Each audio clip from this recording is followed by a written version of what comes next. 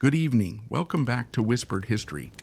Tonight we are going to travel deep into the mountains and valleys of the American Northwest, to a place of rushing rivers, green forests, high mountains, and quiet valleys where a people had lived for generations. This is the story of the Nez Perce, or, as they call themselves, the Nimi'ipuu, the people. Long before American soldiers crossed the mountains, long before treaties were signed and broken, long before newspapers began reporting on a desperate military pursuit, the Nimi'ipuu already had a homeland. They knew its rivers. They knew its mountains. They knew where the salmon returned each year. They knew where roots and berries could be gathered. They knew the trails through the mountains, and they carried stories connected to places that outsiders had never seen. Their homeland stretched across what is now parts of Idaho, Oregon, Washington, and Montana. It was a vast and beautiful country. The rivers were central to life. The Snake River, the Clearwater, the salmon, and countless smaller streams flowing through forests and valleys. Each spring and summer salmon traveled upstream. For the Nimi'ipuu, these fish were not simply a source of food. They were part of the rhythm of life. Families gathered near the rivers. Fishermen worked from platforms and rocky banks. Horses grazed nearby. Children grew up learning the landscape from their elders. And beyond the rivers stood the mountains, the Bitterroots, the Blue Mountains, the Wallowas. These were not empty wildernesses, they were home. The Wallowa Valley in particular would become one of the most important places in this story. It was a beautiful valley surrounded by mountains. For generations, Nimi'ipuu families lived, hunted, traveled, and returned there. Among those families was the family of a man who would later become known to the world as Chief Joseph. But before he became famous, before soldiers pursued his people across hundreds of miles, he was simply a member of a community connected deeply to the land. His father, Twikakus, was an important leader. He would later become known as Old Joseph, and he had strong reasons to distrust the Americans who were beginning to enter Nimi'ipuu country, because the world around his people was changing. At first, the newcomers arrived slowly.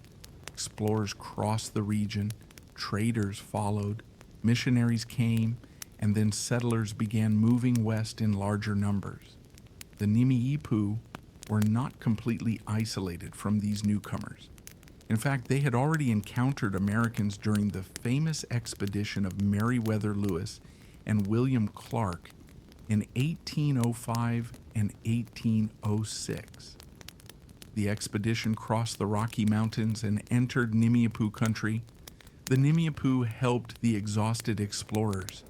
They provided food, they shared knowledge of the landscape, and they helped them recover after their difficult journey through the mountains.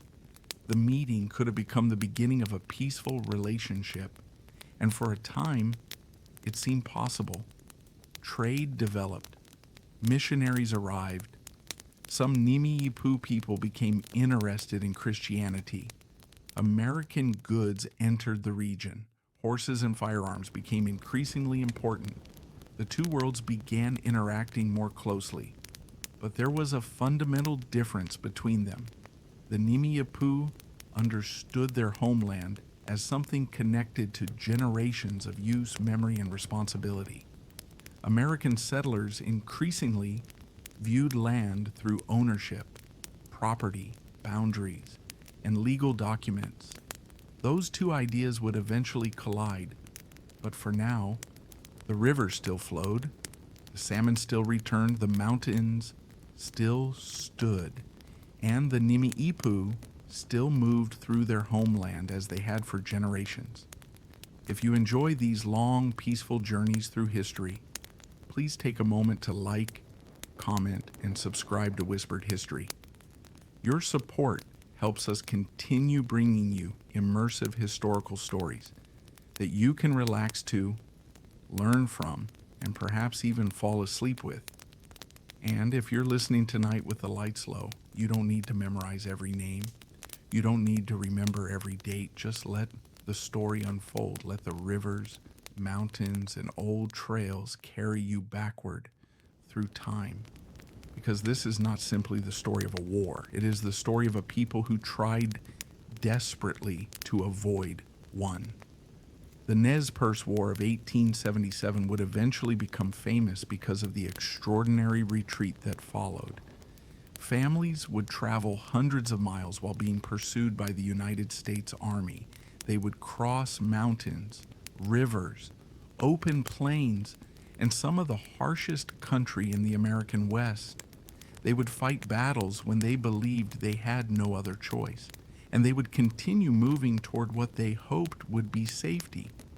But to understand that journey, we have to begin long before 1877. We have to return to a time when there was no war, a time when the Wallowa Valley belonged to the Nimi'ipuu in a way that required no government document to explain it. Imagine standing there. The year is somewhere in the early 19th century. Morning light spreads slowly across the mountains. Mist hangs above the valley. A river moves quietly through the grass. Horses graze in the distance. Smoke rises from a small camp. Families are beginning their day. Someone prepares food. Someone checks the horses. Children move between the lodges. Elders speak quietly. Hunters prepare for the day's journey.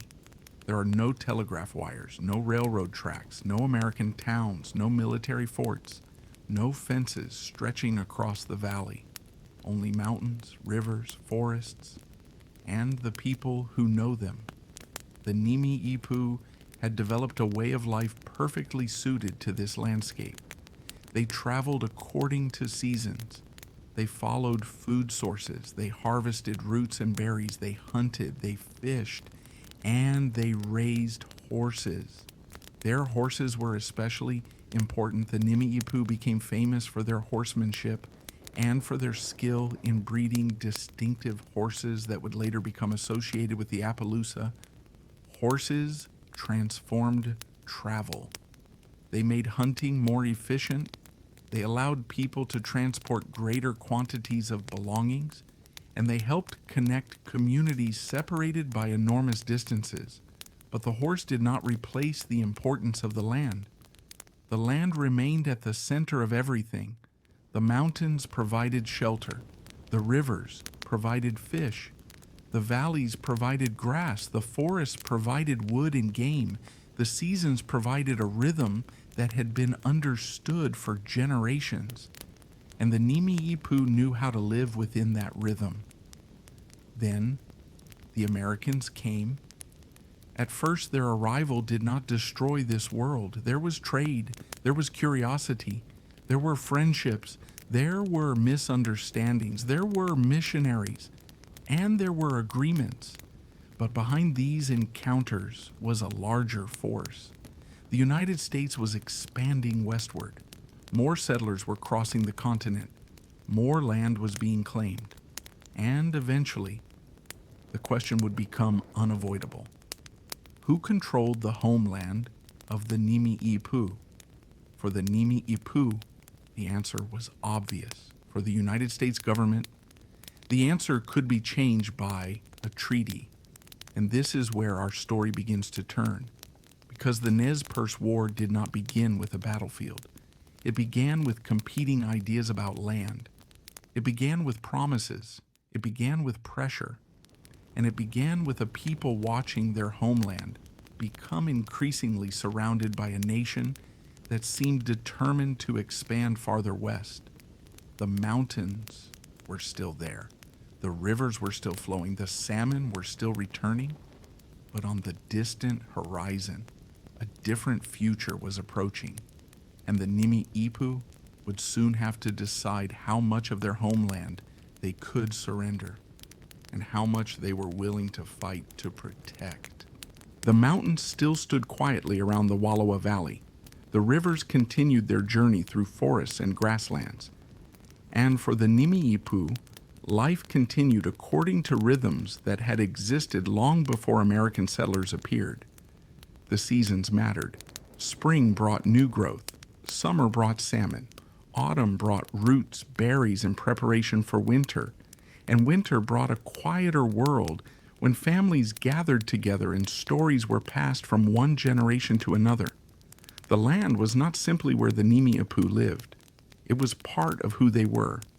Their knowledge of the country was deep. They knew which valleys offered shelter. They knew where game could be found. They knew the mountain passes. They knew the rivers. And they knew where their ancestors had traveled. Their society was organized around families, communities, and respected leaders. Leadership was not simply about giving orders. A leader needed to earn trust. He needed to understand the needs of his people.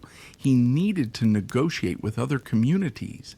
And when difficult decisions arrived, he needed to think about the generations that would come after him. Among the Nimi'ipuu was a young man who would eventually become one of the most famous native leaders in American history. His name was Nimiipuu. The name is often translated as thunder rolling in the mountains. To Americans, he would become known as Chief Joseph. But at this point in the story, he was not yet the famous leader remembered in history books. He was growing up within the world of his people, and he was learning from his father. Old Joseph, or Twikakas, was deeply connected to the Wallowa Valley. He distrusted the growing presence of American settlers. He had seen the changes beginning around his homeland, and he believed that his people needed to protect their connection to the land. At first, there were still reasons for hope. The Nimi'ipuu had developed a reputation among American travelers as being relatively friendly. They traded. They guided travelers. They communicated with missionaries. And they had already helped Lewis and Clark during their difficult journey through the region. There were moments when cooperation seemed possible, but cooperation could not stop the larger movement of American settlement. More people were traveling west. More land was being sought, and the American government increasingly wanted native nations to define their territories through treaties. In 1855, representatives of the Nimi'ipuu and several other native peoples met with American officials. A treaty was negotiated. The agreement created a large reservation for the Nimi'ipuu. It covered millions of acres across parts of what are now Idaho, Oregon, and Washington. For the Nimi'ipuu leaders who accepted the treaty, it appeared to offer a way forward. They would retain a substantial portion of their homeland. The United States would recognize their rights to the land, and perhaps the two peoples could coexist. For a time, the arrangement seemed workable, but the situation changed dramatically only a few years later. Gold was discovered, and once again the American frontier moved toward native land. In 1860, gold was discovered near the Clearwater River. Thousands of prospectors began entering the region. They were searching for wealth. They built camps, they created roads, they claimed land, and they brought the same pressure that had transformed other parts of the West.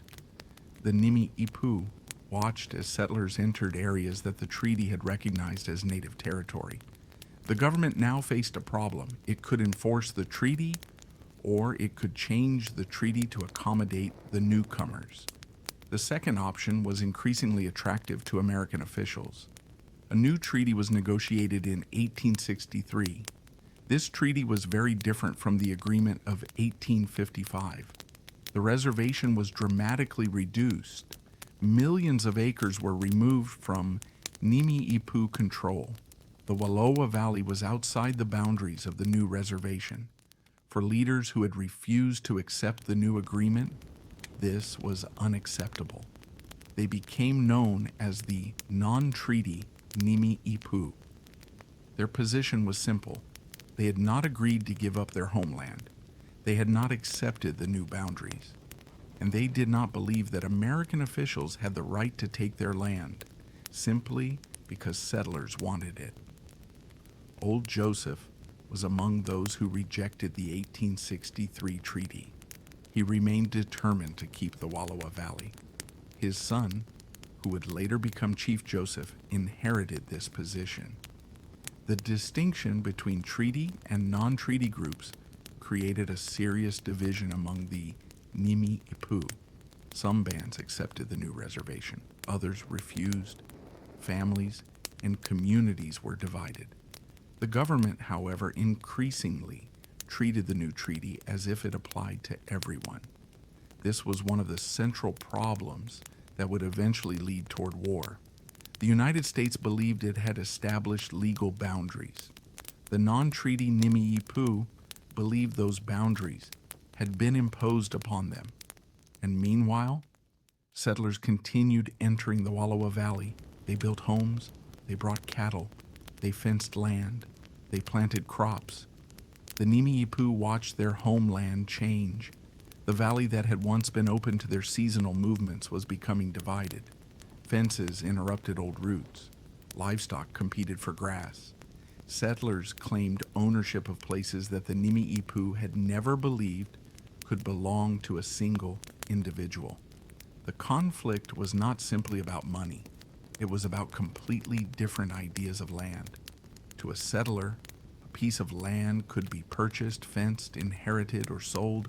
To the Nimi'ipuu, the land was connected to generations of use and responsibility. It was home, and no piece of paper could easily erase that connection. The government tried to convince the non-treaty Nimi'ipuu to move on to the smaller reservation.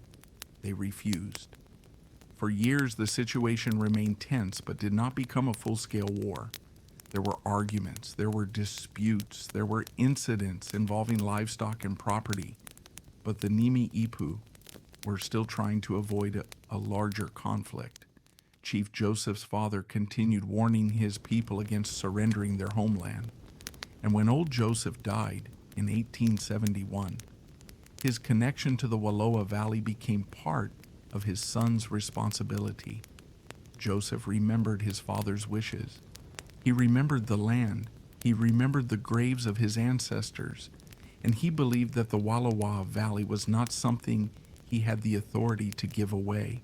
It was something inherited from those who came before him, and something he was expected to protect for those who would come after. For several more years, the tension continued. The United States government wanted the non-treaty Nimi'ipuu to relocate. The Nimi'ipuu wanted to remain where they were. Neither side was willing to completely surrender its position. Then, in 1877, the government made its demand more forceful. The non-treaty Nimi'ipuu were ordered to move to the reservation. They were given a deadline.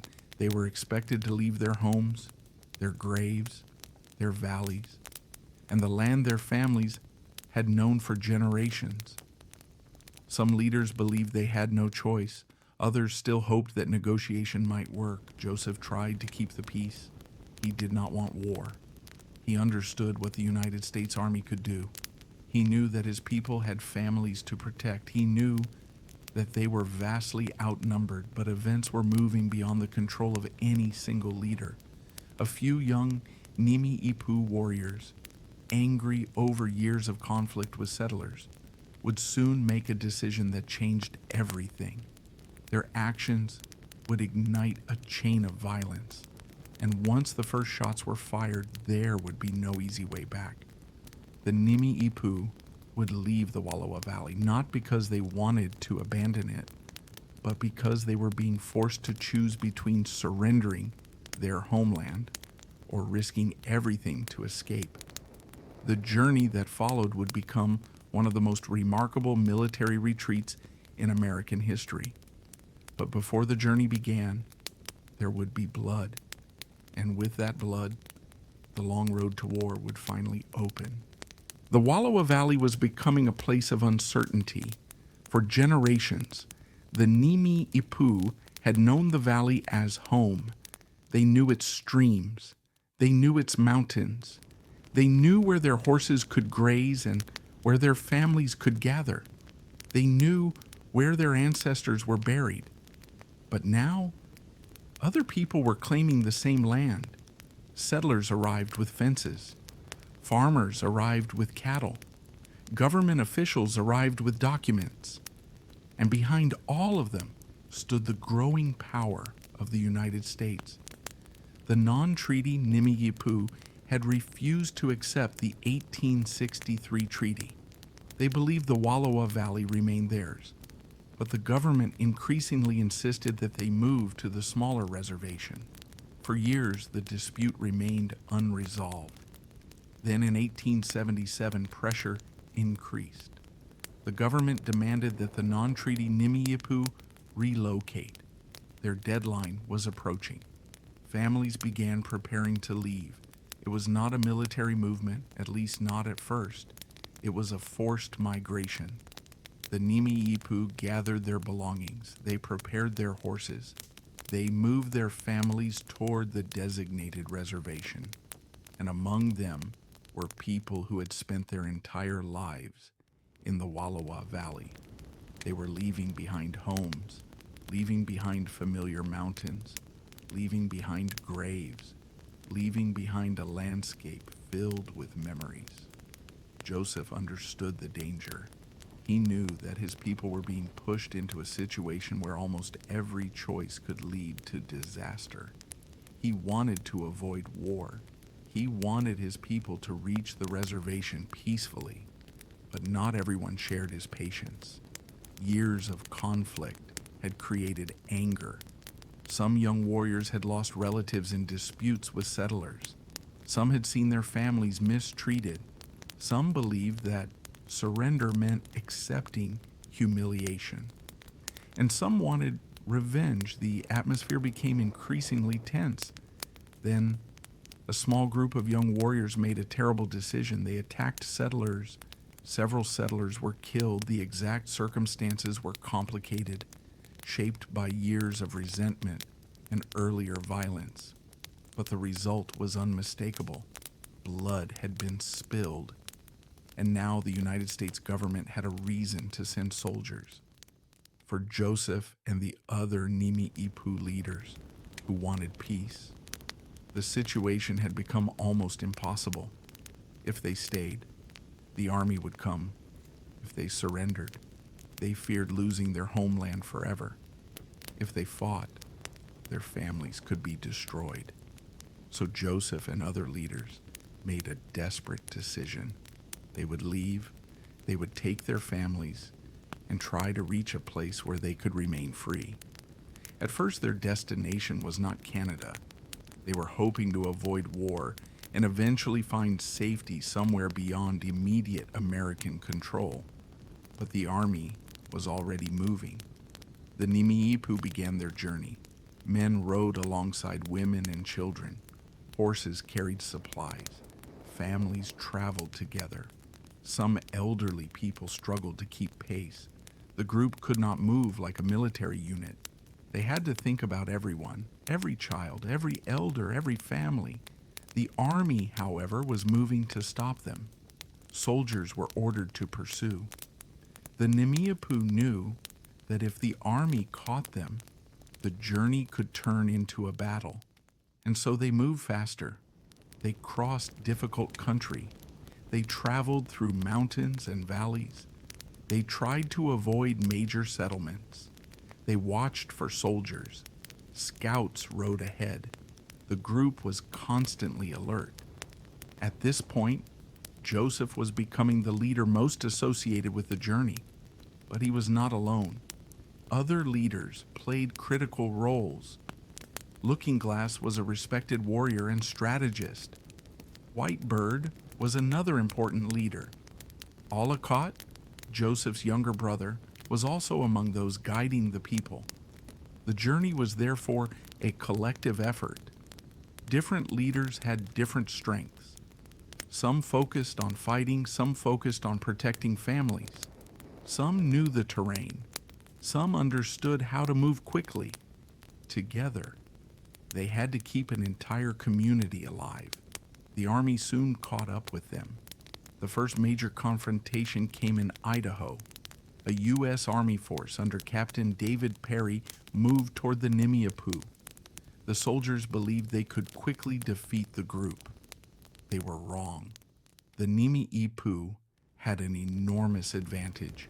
They knew the landscape, they were skilled riders, and they were fighting for their families. The confrontation took place at Whitebird Canyon. The Nimi'ipuu positioned themselves carefully. Some warriors concealed themselves among the hills and ravines. The soldiers advanced. They expected resistance, but they did not expect the kind of resistance they encountered. When the fighting began, the army's position quickly became dangerous. The Nimi'ipuu used the terrain effectively. Their horses gave them mobility, their rifles gave them firepower, and their knowledge of the canyon allowed them to strike from unexpected positions. The army attempted to advance, but the soldiers became disorganized. Some horses panicked. Officers struggled to maintain control. The Nimi'ipuu continued attacking. The battle turned into a retreat. The army withdrew from the canyon. The Nimi'ipuu had won. For the first time in the war, they had defeated a significant American force, but the victory did not bring relief. It created a new problem. The army now knew exactly how serious the situation was. More soldiers would come. The Nimi'ipuu could no longer hope that one victory would convince the government to leave them alone. Instead, the victory meant the pursuit would become larger. The Nimi'ipuu understood that they needed to keep moving. They had already left their homeland. Now they were becoming refugees. Their families traveled with everything they could carry. They had no permanent destination. They could not return to the Wallowa Valley. The army was behind them, and the country ahead was unknown. Still, they moved. They crossed mountains. They followed rivers. They passed through country that would later become famous in American history. Their journey would eventually cover more than 1,000 miles. Few military retreats in American history would ever match its scale. But at this moment, it had only just begun. The Nimi'ipuu were exhausted. The children were tired. The elders were tired. The horses needed rest. But stopping was dangerous. Every hour gave the army another opportunity to close the distance. So they continued. Behind them, soldiers were gathering. Ahead lay the mountains, and beyond those mountains lay a distant possibility of safety. The Nimi'ipuu did not yet know how far they would have to travel. They did not know how many battles were waiting for them. They did not know how many people would be lost. And they did not know that their journey would eventually become one of the most remarkable stories of survival in the history of the American West. For now, they simply kept riding, north, east, away from the homeland they loved, and toward a future they could barely imagine. The Nimi'ipuu had won at Whitebird Canyon. For a brief moment, the soldiers who had pursued them were gone. The valley behind them was quiet, but the Nimi'ipuu knew that the victory had not ended the danger. It had only changed it. The United States Army now understood that this was not going to be a simple pursuit. The people traveling through the mountains were not helpless refugees. They were skilled horsemen. They knew the land, and when forced to fight, they could defeat trained soldiers. But the Nimi'ipuu did not want a war. They wanted distance. They wanted to protect their families. And above all, they wanted to find a place where they could live without being forced back to the reservation. So the journey continued. The group moved through the rugged country of Idaho. Mountains rose around them. Rivers cut through deep valleys. Forests made movement difficult. Yet the Nimi'ipuu knew how to travel through this kind of country. They had lived among these mountains for generations. They knew how to cross difficult terrain. They knew where water could be found. They knew how to move horses through narrow passes. And they understood something the soldiers often did not. Speed was their greatest protection. The farther ahead they could remain, the more difficult it would be for the army to catch them. But the group could not simply ride endlessly. There were children, there were elderly people, there were wounded people, there were animals that needed food. The journey had to balance speed with survival. Every decision mattered. The Nimi'ipuu also had to think about their destination. At first, they hoped to reach a place where they could remain beyond the immediate reach of American authorities. As the army continued pursuing them, their hopes gradually changed. Canada began to seem like the only realistic possibility. If they could reach the border, perhaps the American army would have to stop. Perhaps they could find refuge. Perhaps they could finally live without being forced onto a reservation. But Canada was far away. And between them and the border were mountains, rivers, settlements, and soldiers. The group moved northward. The army attempted to follow, but the Nimi'ipuu repeatedly managed to stay ahead. Their mobility frustrated American commanders. They could travel quickly. They could change direction.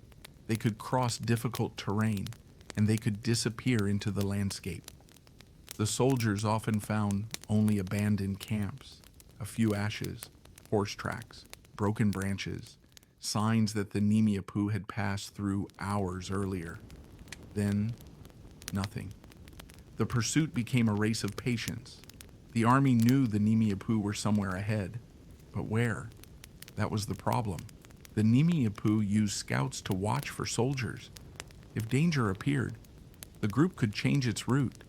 This gave them an advantage, but the soldiers also had scouts. And the army had another advantage: numbers. More troops were being sent into the region. The Nimi'ipuu could win battles, but they could not permanently defeat the United States. They had families to protect. Their supplies were limited, and every battle risked losing people they could not replace.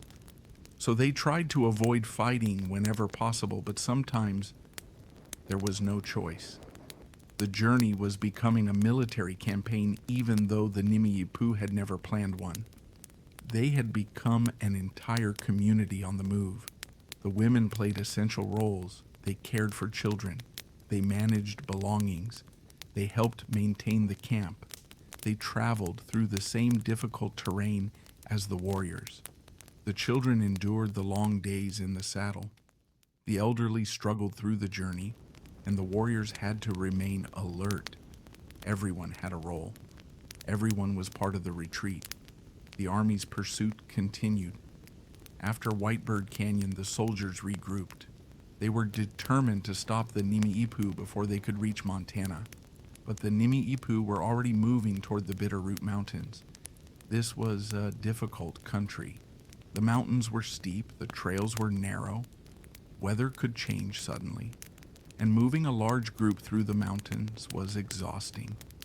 Yet the Nimi'ipuu knew these landscapes. They had hunted and traveled here before. Their knowledge of the region helped them survive.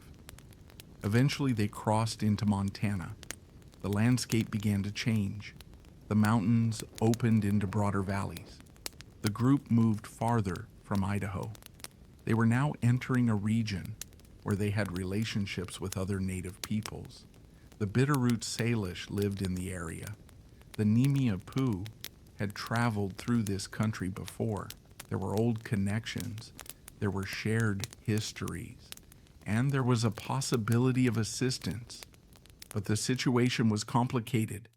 The Nimi'ipuu were carrying the consequences of war with them. The army was following. Any community that helped them could attract military attention.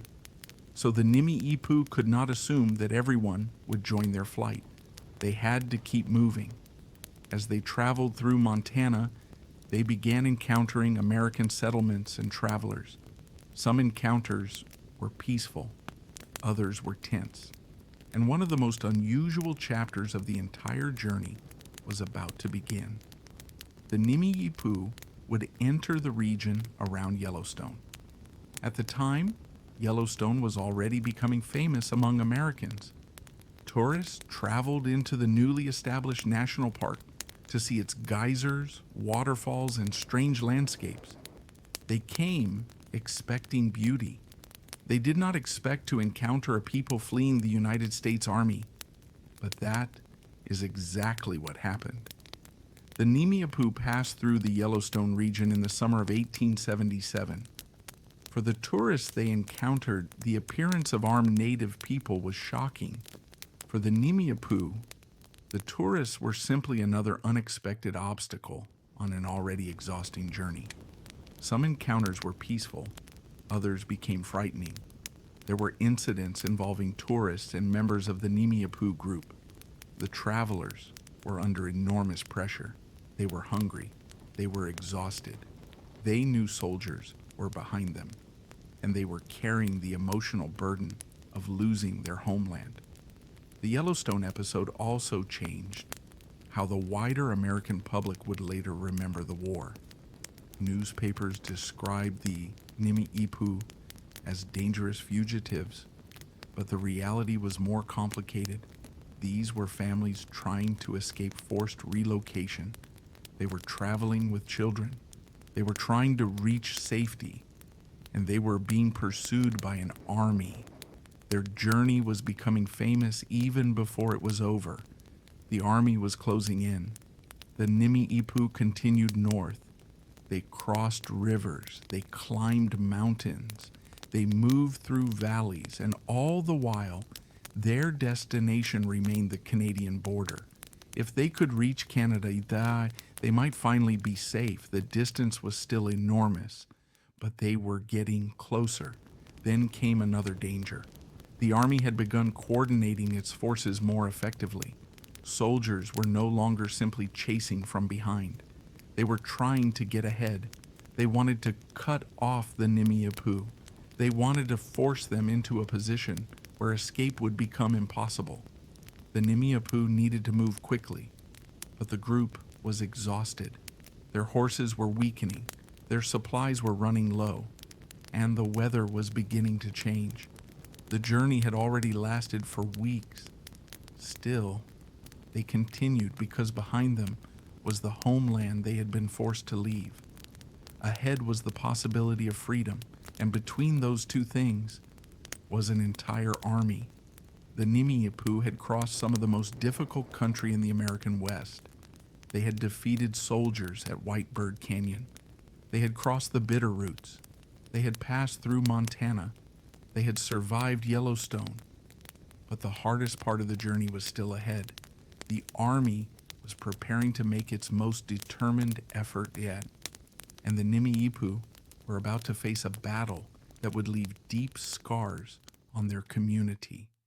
It would happen near a place called the Big Hole. There, before the journey could continue north, the army would finally catch them. The Nimi'ipuu had crossed mountains. They had crossed rivers. They had escaped one army force after another, and somehow they were still moving. But by August 1877, the journey was beginning to take a terrible toll. The people were exhausted. The horses were weakened. Food was becoming more difficult to find, and every mile they traveled brought them farther from the homeland they loved. Still, the Canadian border remained ahead. If they could reach it, perhaps the army would finally stop. Perhaps they could cross into safety. Perhaps they could find a place where their families would not be forced onto a reservation. But the army was getting closer. The soldiers had learned from earlier failures. They were no longer simply following the trail. They were trying to predict where the Nimi'ipuu would go. They wanted to get ahead of them, cut off their escape routes, and force them into a battle. The Nimi'ipuu understood the danger. Their leaders knew that another major fight could cost many lives. But there was little choice. They had nowhere else to go. Their homeland was behind them. The army was behind them, and Canada was still ahead, so they continued north. The group moved through Montana. The landscape opened into broad valleys surrounded by mountains. The country was beautiful, but beauty offered little comfort. Every night, scouts watched the surrounding ridges. Every morning, the people packed their belongings. There was no time for rest, no permanent camp, no certainty about tomorrow. The Nimi'ipuu were living entirely on the move. Among the people was Chief Joseph. But Joseph was not alone in making decisions. Looking Glass was an important leader. White Bird was another respected leader. Ollicott, Joseph's younger brother, was also deeply involved. Each had different responsibilities. Some focused on military strategy. Others focused on protecting the families. Some watched the soldiers. Others looked for routes through the mountains. The retreat was not controlled by one person. It was a collective effort, and every decision had consequences. The army was commanded by Colonel John Gibbon as it moved toward the Nimi'ipuu. Gibbon had experience fighting in the Civil War. He understood that the Nimi'ipuu were difficult opponents. They could move quickly. They could fight from concealed positions, and they knew how to use the terrain. But Gibbon also knew something else. The Nimi'ipuu were traveling with families. They could not move as freely as a small group of warriors. If the army could surprise the camp, it might finally gain the advantage. The opportunity came near the Big Hole River in western Montana. The Nimi'ipuu had stopped to rest. They were exhausted. Some families were sleeping, others were preparing food. Horses grazed nearby. The camp was quiet. The people believed they had some distance from the army. They were wrong. During the night of August 8, 1877, Colonel Gibbon's soldiers moved toward the camp. They traveled quietly. They wanted surprise. The Nimi'ipuu did not know the soldiers were nearby. As dawn approached, the army was in position. Then, the attack began. Gunfire erupted through the sleeping camp. People woke in confusion. Families scattered. Horses panicked. Warriors rushed to find their weapons. The peaceful morning became chaos. The army had achieved complete surprise. For the Nimi'ipuu, the first moments were devastating. Some people were killed before they could understand what was happening. Others ran into the surrounding trees and hills. Women grabbed children. Families tried to escape. Warriors moved toward the soldiers. The battle quickly became fierce, but the Nimi'ipuu recovered. Their warriors began firing back. They used the terrain. Trees, ridges, and ravines provided cover. The army had expected a quick victory. Instead, it found itself facing determined resistance. Nimi'ipuu warriors surrounded some soldiers. They fired from concealed positions. They prevented the army from advancing easily. The fighting spread across the valley. Smoke hung over the camp. Horses ran through the grass. Families searched for one another, and the sound of gunfire echoed against the mountains. The Battle of the Big Hole became one of the bloodiest moments of the entire retreat. Both sides suffered losses, but the greatest tragedy was among the Nimi'ipuu families. Women and children were among the dead. The army had attacked a camp containing an entire community. The Nimi'ipuu eventually managed to force the soldiers into defensive positions. The army could not simply destroy the camp. Instead, the battle turned into a brutal struggle for survival. The Nimi'ipuu fought fiercely, but they also understood that remaining there would be dangerous. More soldiers could arrive. Their families could be trapped. They needed to escape. Eventually, the Nimi'ipuu withdrew. They gathered as many people as they could. They collected horses. They searched for missing relatives, and they continued north. But something had changed. The journey had become much more personal. Before the big hole, they had been fleeing. After the big hole, they were carrying the memory of another massacre. The dead were left behind. Families were grieving. Children had lost parents. Parents had lost children. And yet, there was no time to stop. The army was still behind them. The Canadian border was still ahead. So they moved. The big hole had shown the Nimi'ipuu that the army was willing to attack even when they were not prepared to fight. It also showed the soldiers that defeating the Nimi'ipuu would not be easy. The army had achieved surprise. It had inflicted heavy casualties, but the Nimi'ipuu had survived. They were still moving, and that was what mattered. The people crossed into another phase of the journey. They traveled through increasingly unfamiliar country. The weather was beginning to change. Summer was fading. The nights were becoming colder. Food was becoming scarcer, and the horses were exhausted. Yet the border was getting closer. The Nimi'ipuu were now determined to reach Canada. There was one final obstacle. The army was reorganizing. Fresh troops were joining the pursuit. Commanders understood that if the Nimi'ipuu reached Canada, the entire campaign could end in failure, so they increased the pressure. The chase became more desperate.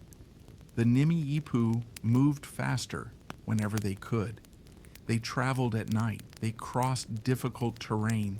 They tried to conceal their movements, but every mile was becoming harder. The people had already traveled hundreds of miles. They had fought several battles. They had lost relatives. They had lost horses. They had lost supplies. And they had left their homeland far behind. Still, the Canadian border was within reach. For the first time, freedom seemed possible, just a little farther. Just a few more days, just beyond the horizon, Canada. But the army was not going to let them reach it. The Nimi'ipuu did not know it yet, but another force was moving into position. A cavalry commander named Nelson Miles was preparing to intercept them. And when the Nimi'ipuu finally stopped to rest in the Bear Paw Mountains, they would discover that the journey was almost over, but not in the way they had hoped. The Nimi'ipuu had survived the Battle of the Big Hole, but survival came at a terrible cost. The camp had been attacked before dawn. Families had been scattered. Women and children had been killed. Warriors had fought desperately to protect those who remained. And now, there was no time to mourn. The army was still pursuing them. The Nimi'ipuu had to move. They gathered their families, collected their horses, and continued north. Every mile took them farther from the Wallowa Valley. Every mile brought them closer to the Canadian border. And that border had become more than a line on a map. It represented hope. If they could cross into Canada, perhaps the soldiers would stop. Perhaps their families would finally be safe. Perhaps they could find a place where they would not be forced onto an American reservation. But the journey had already lasted for months. The people were exhausted. The horses were weakening. Supplies were running low, and winter was approaching. Still, the Nimi'ipuu continued. They moved through Montana's mountains and valleys, using trails they knew and others they had never seen before. The landscape was changing. The forest gave way to open country. Rivers became wider. The nights became colder. The mornings carried the first hints of autumn. For the people traveling north, every sunrise brought another question. Would they find food? Would their horses survive? Would the army catch them? Would they reach Canada? No one knew, but the leaders continued planning. Chief Joseph remained one of the most important voices. Looking Glass remained an experienced military leader. Whitebird continued helping guide the people. Ollicott Joseph's younger brother, remained with the group. The responsibilities were enormous. A mistake could cost lives. A wrong turn could lead directly toward soldiers. A delay could allow the army to catch up. The Nimiipuu had to move quickly, but not so quickly that their families could no longer keep up. This was the central difficulty of the entire retreat. They were not a small band of warriors. They were a community. Children traveled with them, elders traveled with them, women traveled with them, families carried their belongings, and everyone depended upon the horses. The horses were essential. They carried supplies. They carried children. They carried the wounded. They allowed the group to travel much faster than people could walk. But the horses were exhausted too. Some had been lost in battle. Others were weakening from the long journey. The Nimi'ipuu had already crossed hundreds of miles. They had climbed mountains, crossed rivers, fought soldiers, and slept under open skies. Now they were approaching the final stage. The army, however, was not giving up. General Oliver O. Howard had been pursuing the Nimi'ipuu for weeks, but another commander was now moving into the campaign, Nelson A. Miles. Miles was an experienced army officer. He understood that catching the Nimi'ipuu required more than simply following their trail. He needed to get ahead of them. The Canadian border was the obvious destination. If the Nimi'ipuu continued north, they might escape. So Miles moved his troops toward the route he believed they would take. The army was beginning to close the trap. The Nimiipuu did not know exactly where the soldiers were, but they could feel the pressure. Scouts watched the horizon. Riders searched for tracks. The people moved carefully. The possibility of reaching Canada still kept them going. The distance was becoming shorter, but there was another problem. The Nimiipuu needed to rest. They could not ride forever.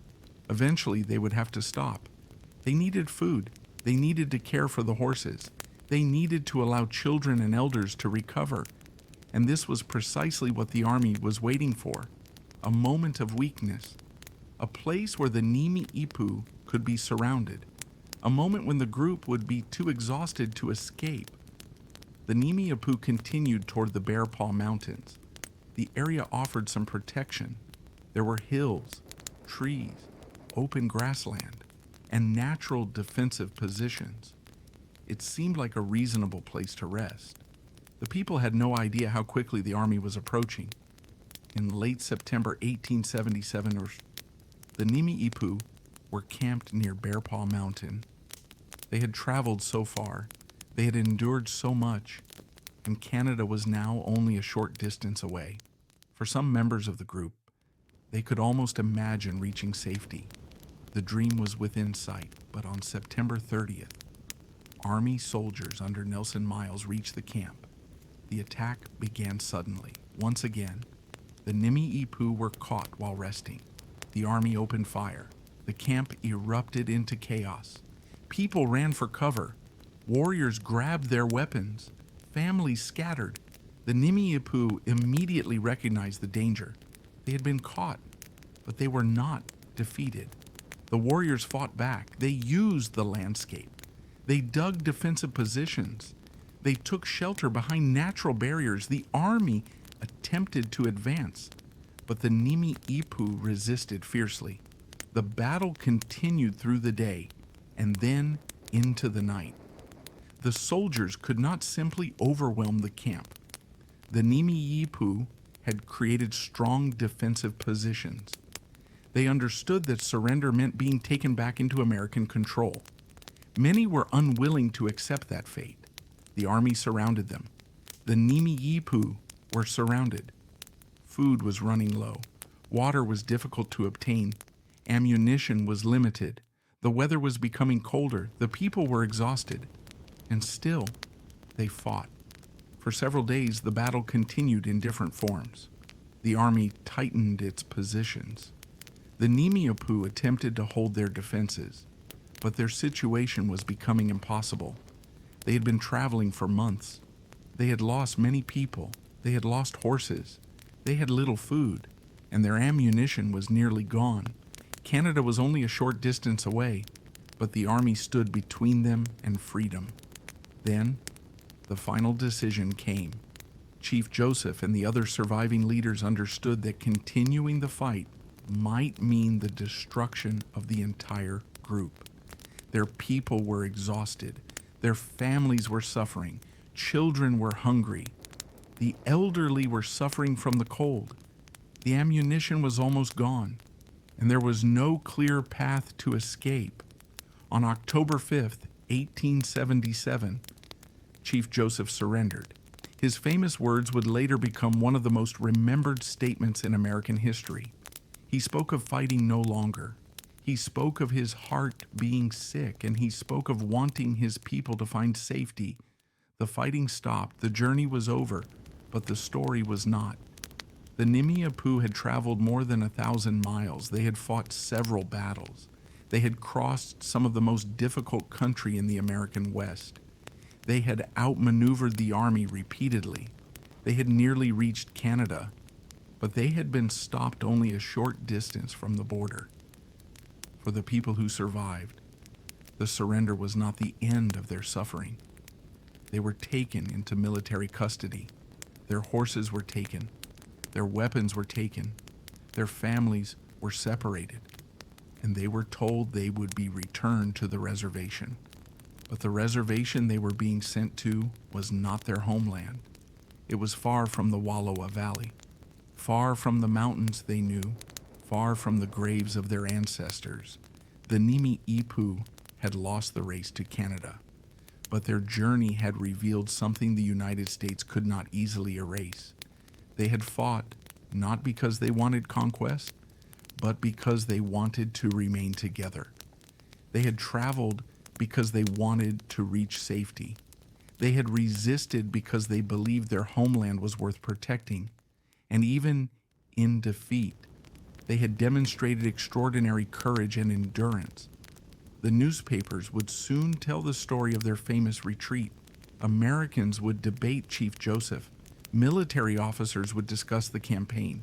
Historians would study the battles. But for the Nimi'ipuu, this was not simply history.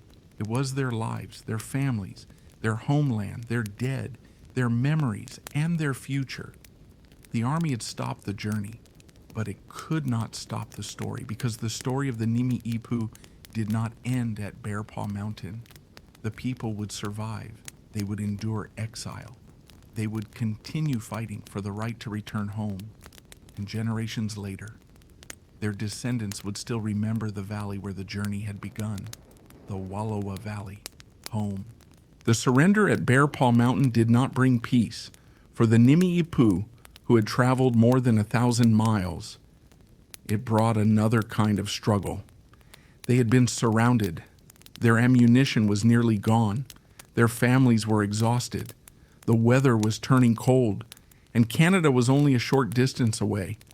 But now, the journey was over. The people who had spent months running from the United States Army were suddenly prisoners. Their horses were gone. Their weapons were gone. Their freedom was gone. And the homeland they had been trying to reach was still far away. Chief Joseph had surrendered because he believed continuing the fight would lead to the destruction of his people. The decision had saved lives, but it did not save their freedom. The surviving Nimi'ipuu were gathered together by the army. Some were wounded, some were sick, some were grieving relatives who had died during the journey. Many were exhausted beyond words. They had survived battles at Whitebird Canyon and the Big Hole.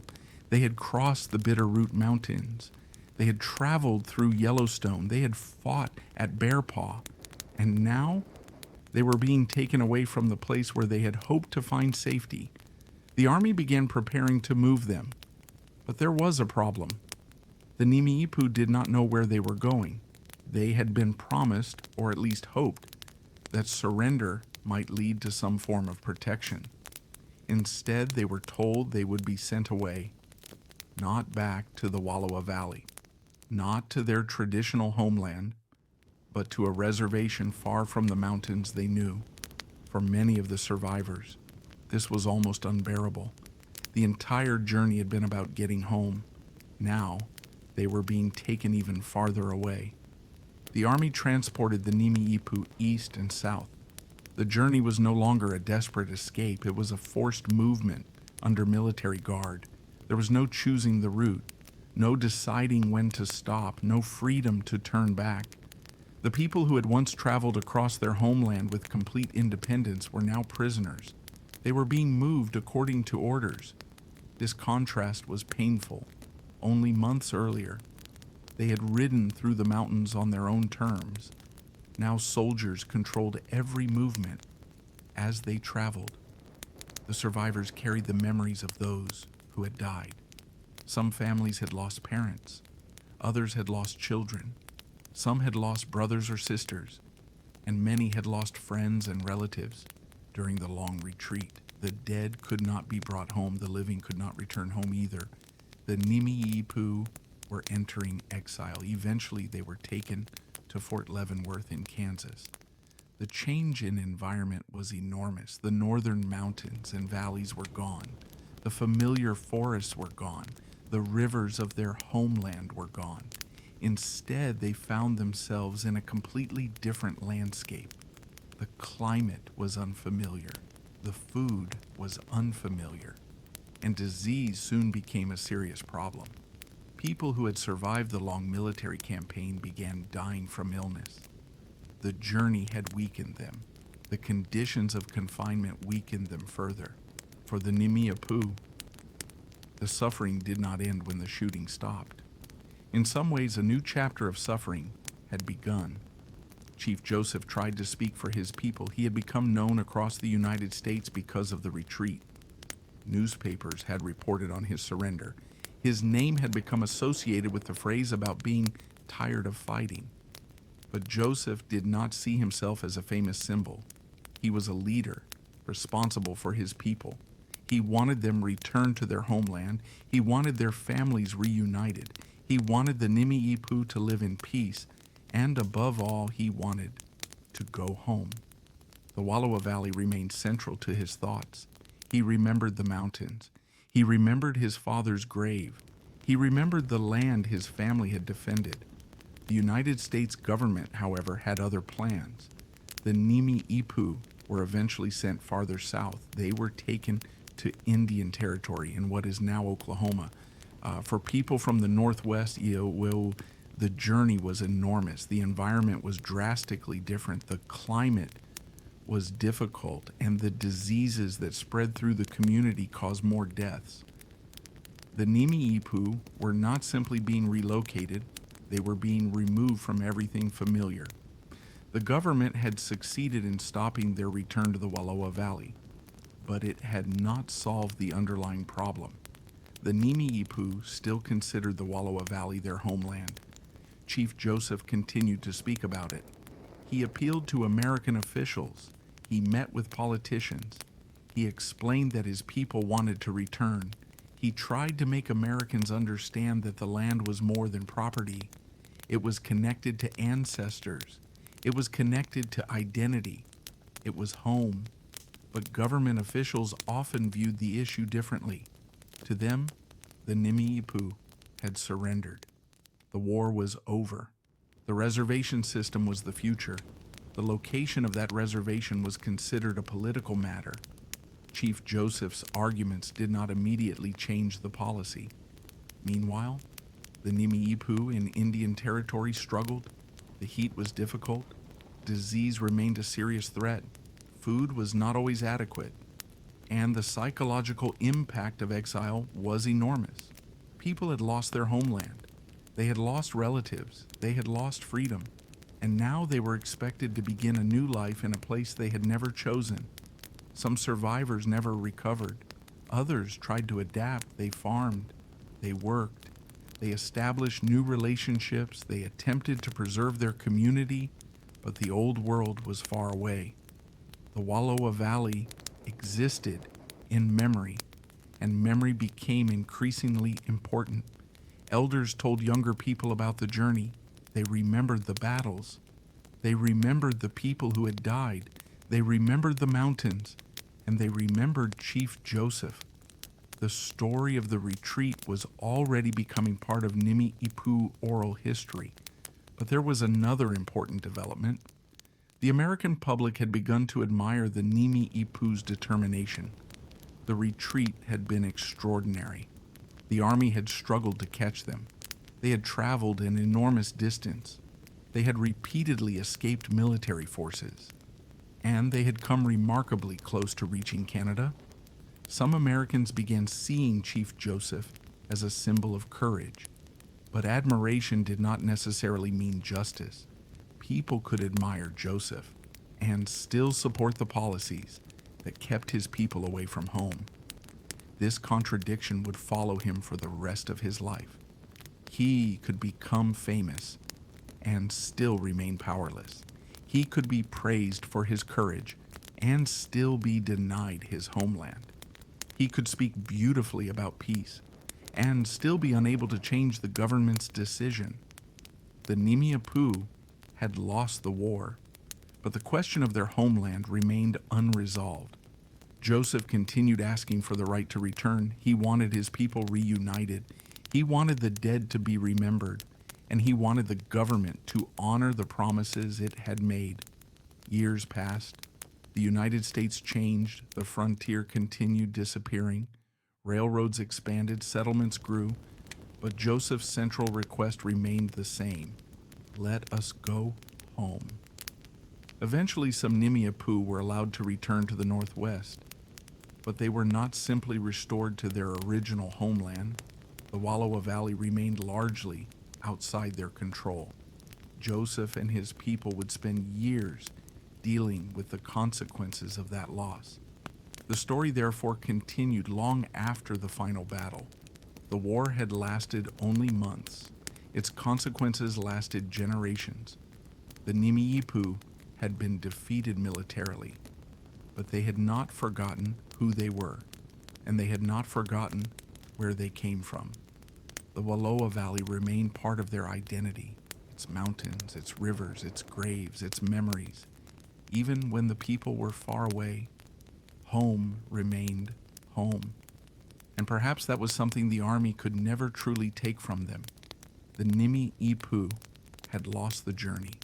They had lost the battle. They had lost their freedom. But they had carried their memories with them. And those memories would eventually become one of the strongest tools they possessed. Because the story of the Nez Perce War was no longer only about 1877. It was now about what happened afterward, about exile, about survival, and about a leader who continued asking the same question for the rest of his life. When will my people be allowed to go home?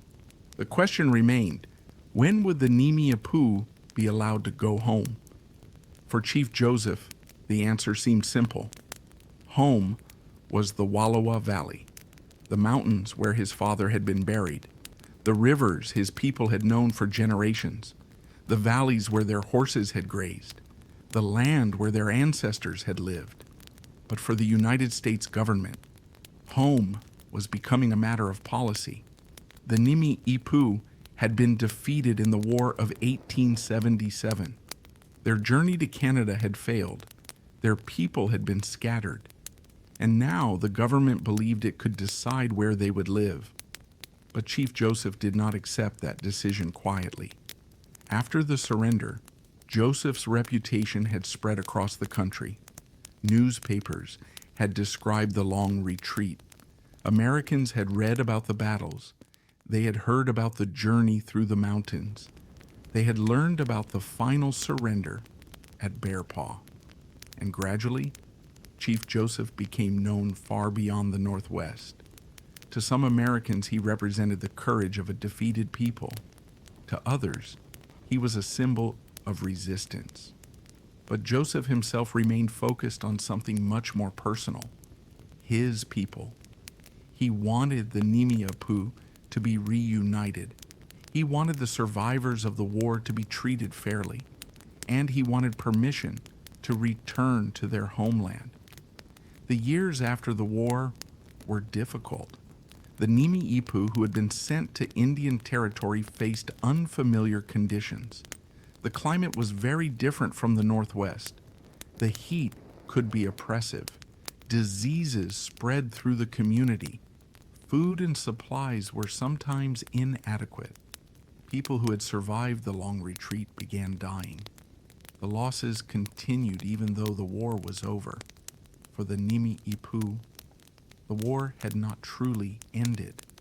It had simply changed form. There was no longer a battlefield. Instead, there were government offices. There were orders. There were negotiations. There were petitions. And there were long periods of waiting. Chief Joseph continued speaking for his people. He traveled when he was able. He met with officials. He tried to explain the meaning of the Wallowa Valley, but he faced a government bureaucracy that often saw native land through legal boundaries rather than ancestral connections. This difference in understanding was at the heart of the conflict. The Nimi'ipuu did not think of the Wallowa Valley as something they had simply occupied. It was part of their history. The graves of their ancestors were there. Their stories were connected to the mountains. Their identity was tied to the landscape. Leaving it did not erase that connection. But American officials increasingly treated land as property that could be assigned, transferred, and controlled. The result was a painful contradiction. Joseph could speak about home. Officials could respond with maps. Joseph could speak about ancestors. Officials could respond with treaties. Joseph could speak about memory. Officials could respond with regulations. Neither side was using quite the same language. Yet Joseph continued. He became one of the most recognizable Native leaders in the United States. He was invited to Washington. He spoke with politicians. He met people who were fascinated by the famous leader who had led his people across the mountains. Some Americans admired him. Some treated him almost like a celebrity. But admiration did not immediately translate into justice. Joseph wanted action. He wanted his people returned to the Northwest. He wanted families separated by the war and relocation to be reunited. And he wanted the government to recognize that the Wallowa Valley was not simply another piece of land. It was home. Eventually, conditions for the Nimi'ipuu began to change. Some were allowed to return to the Northwest, but they did not all return together. And Joseph did not immediately receive what he had wanted most. The people who returned faced a changed world. Settlers had established homes. Farms had expanded. The landscape had been altered. The old trails were still there in places. But the political world surrounding them was completely different. The Nimi'ipuu were no longer able to live as they had before. The United States had firmly established its authority. The era of independent movement across the region was over, but returning to the Northwest still mattered. It meant being closer to the mountains, closer to the old homeland, closer to the memories that had shaped generations. Joseph himself would continue trying to secure a return to the Wallowa Valley. He never abandoned that goal. But there was another struggle taking place, the struggle to preserve Nimi'ipuu identity. The government had spent decades trying to reshape Native communities. Children were sent to schools where they were often pressured to abandon traditional languages and customs. Traditional practices were discouraged. The reservation system changed economic life, and the younger generation grew up in a world very different from that of their grandparents. Yet culture proved remarkably resilient. Families continued telling stories. Elders remembered the old days. Traditional knowledge was passed down, and the story of the 1877 flight became one of the most important memories in the community. The journey was remembered not simply as a military campaign. It was remembered as a story of families trying to survive. The names of the leaders remained: Joseph, Looking Glass, White Bird, Olcott, and many others. Each represented a different part of the journey. Some were remembered for leadership, some for courage, some for their military skills, and some because their deaths had become part of the tragedy.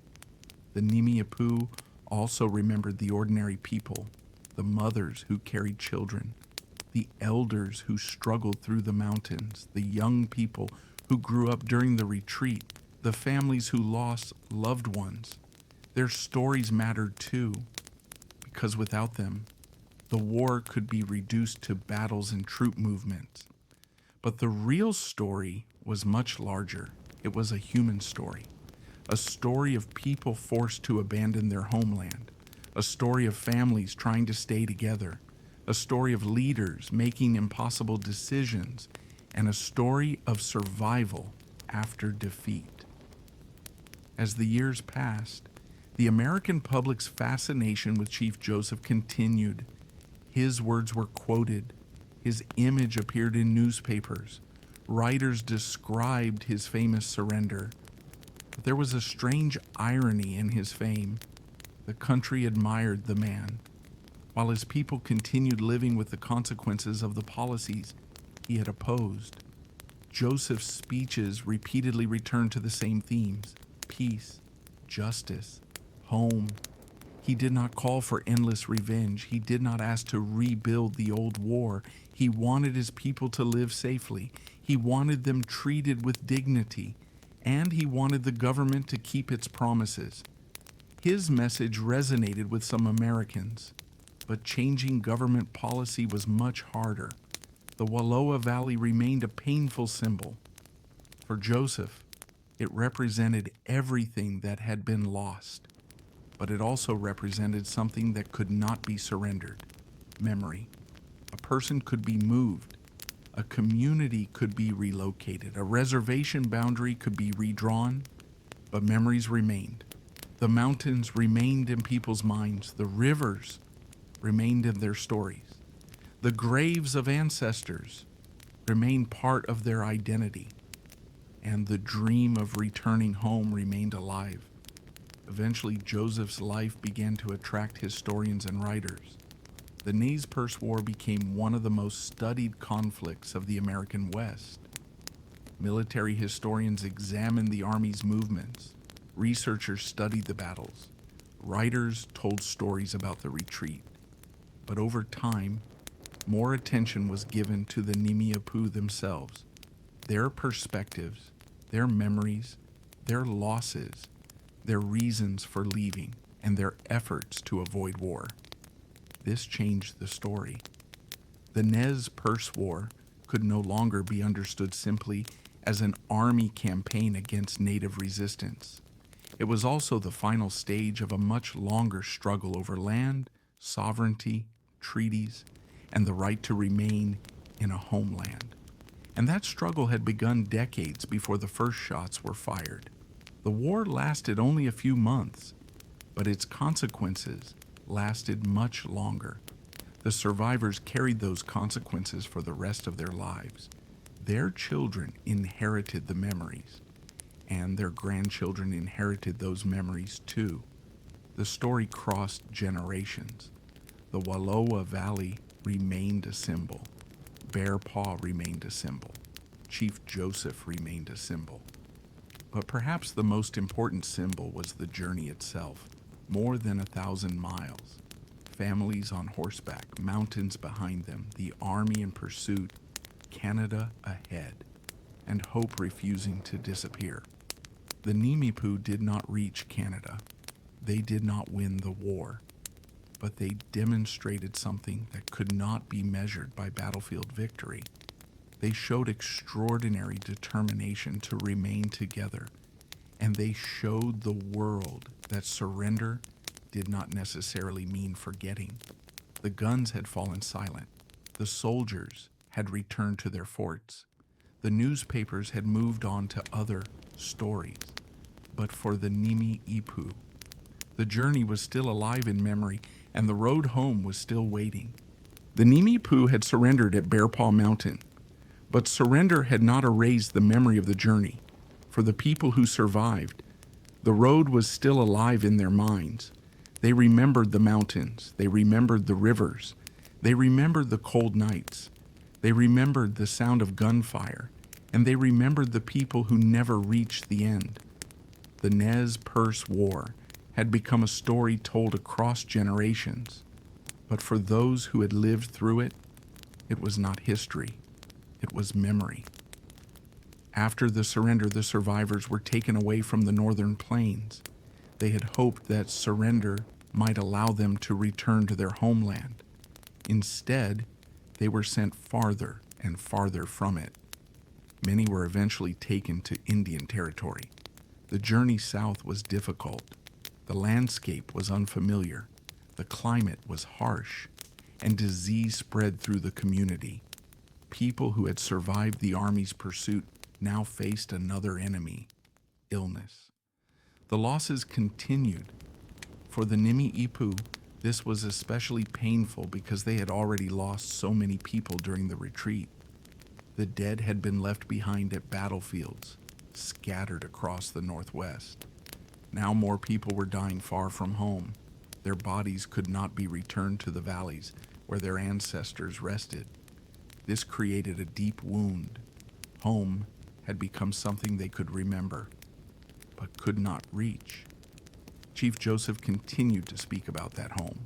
He wanted the government to understand that the Wallowa Valley was not simply land, it was a place of family, a place of memory, a place where generations of Nimi'ipuu had lived. He had grown up there. His father had lived there. His father's grave was there. The mountains were part of his identity. And yet, American officials continued treating the issue as a question of government policy. The Nimi'ipuu had been assigned to reservations. The land had been surveyed. Settlers had arrived. Property claims had been established. The government believed the matter was settled. Chief Joseph did not. He continued asking for justice. He wanted his people reunited. He wanted those still alive to return to the Northwest. And most importantly, he wanted the Wallowa Valley returned to his people. His campaign was no longer fought with rifles.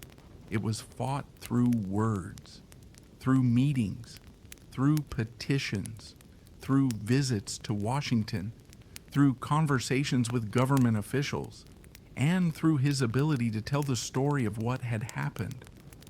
Joseph understood that Americans needed to hear the story from someone who had lived it. He had seen his people leave their homeland. He had watched them cross mountains.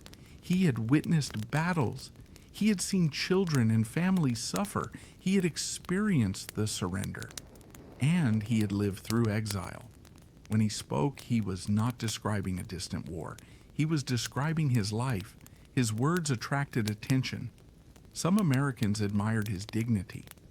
Others were moved by his appeals for justice. Writers and journalists began presenting him as a symbol of Native resistance. But there was an uncomfortable contradiction.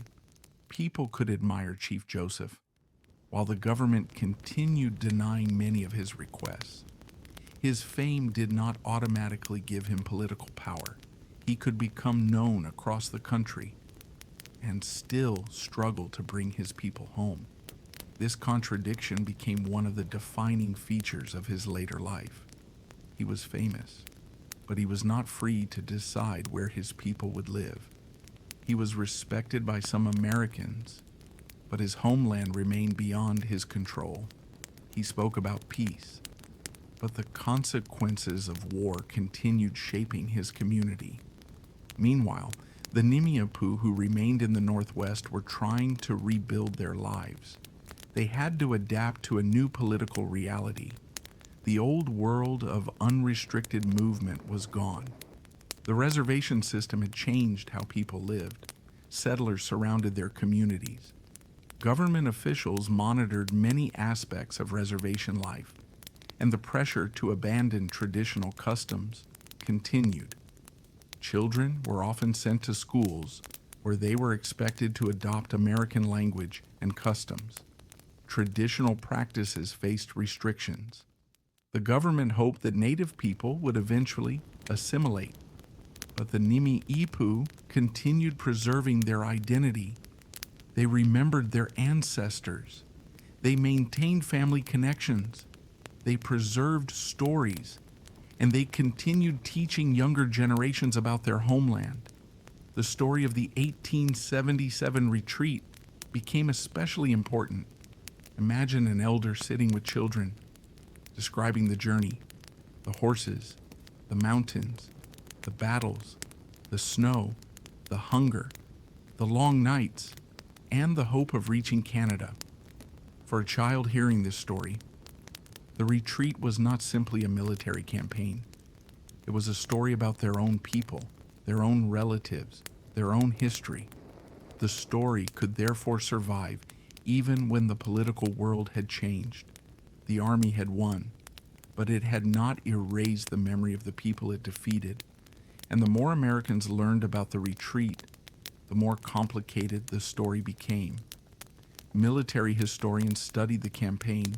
They examined troop movements, they studied maps, they analyzed battles. But the Nimi'ipuu remembered something different. They remembered the people.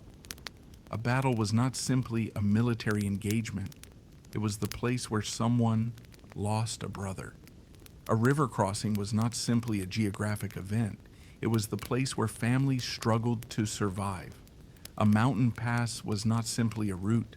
It was part of the journey home. History became personal, and that personal memory helped preserve the Nimi'ipuu perspective. The Wallowa Valley also became increasingly important as a symbol. Joseph's attachment to it never disappeared. Even when he lived far away, he remembered it. He spoke about it. He dreamed of returning. For him, the valley represented more than the past. It represented a future in which his people could once again live together. But time was passing. The United States was changing rapidly. Railroads were spreading. Towns were growing. Settlers were transforming the Northwest. The frontier that had once seemed endless was disappearing. The mountains remained, but the political world around them was becoming increasingly American.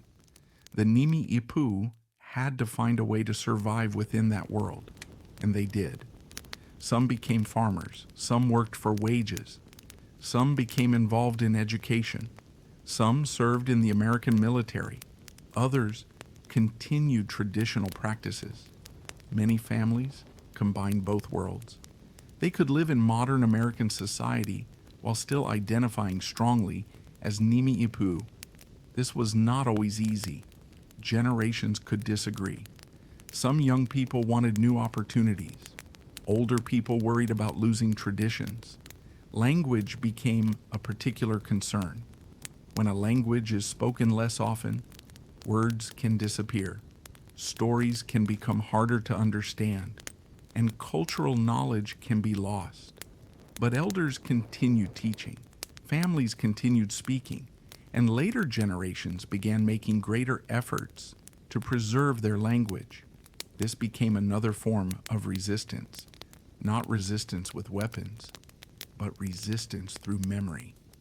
A word remembered, a story preserved, a ceremony continued, a name passed to a child. Each one kept a connection alive. The Nimi'ipuu had learned that survival required more than escaping an army. It required preserving the community itself, and that meant carrying the past into the future. Chief Joseph would continue speaking for his people. He would continue seeking justice. He would continue remembering the Wallowa Valley. But eventually, his own journey would come to an end. Before that happened, however, the story of his people would continue changing. The Nez Perce War would become part of American history. The retreat would become famous. The surrender at Bear Paw would become legendary.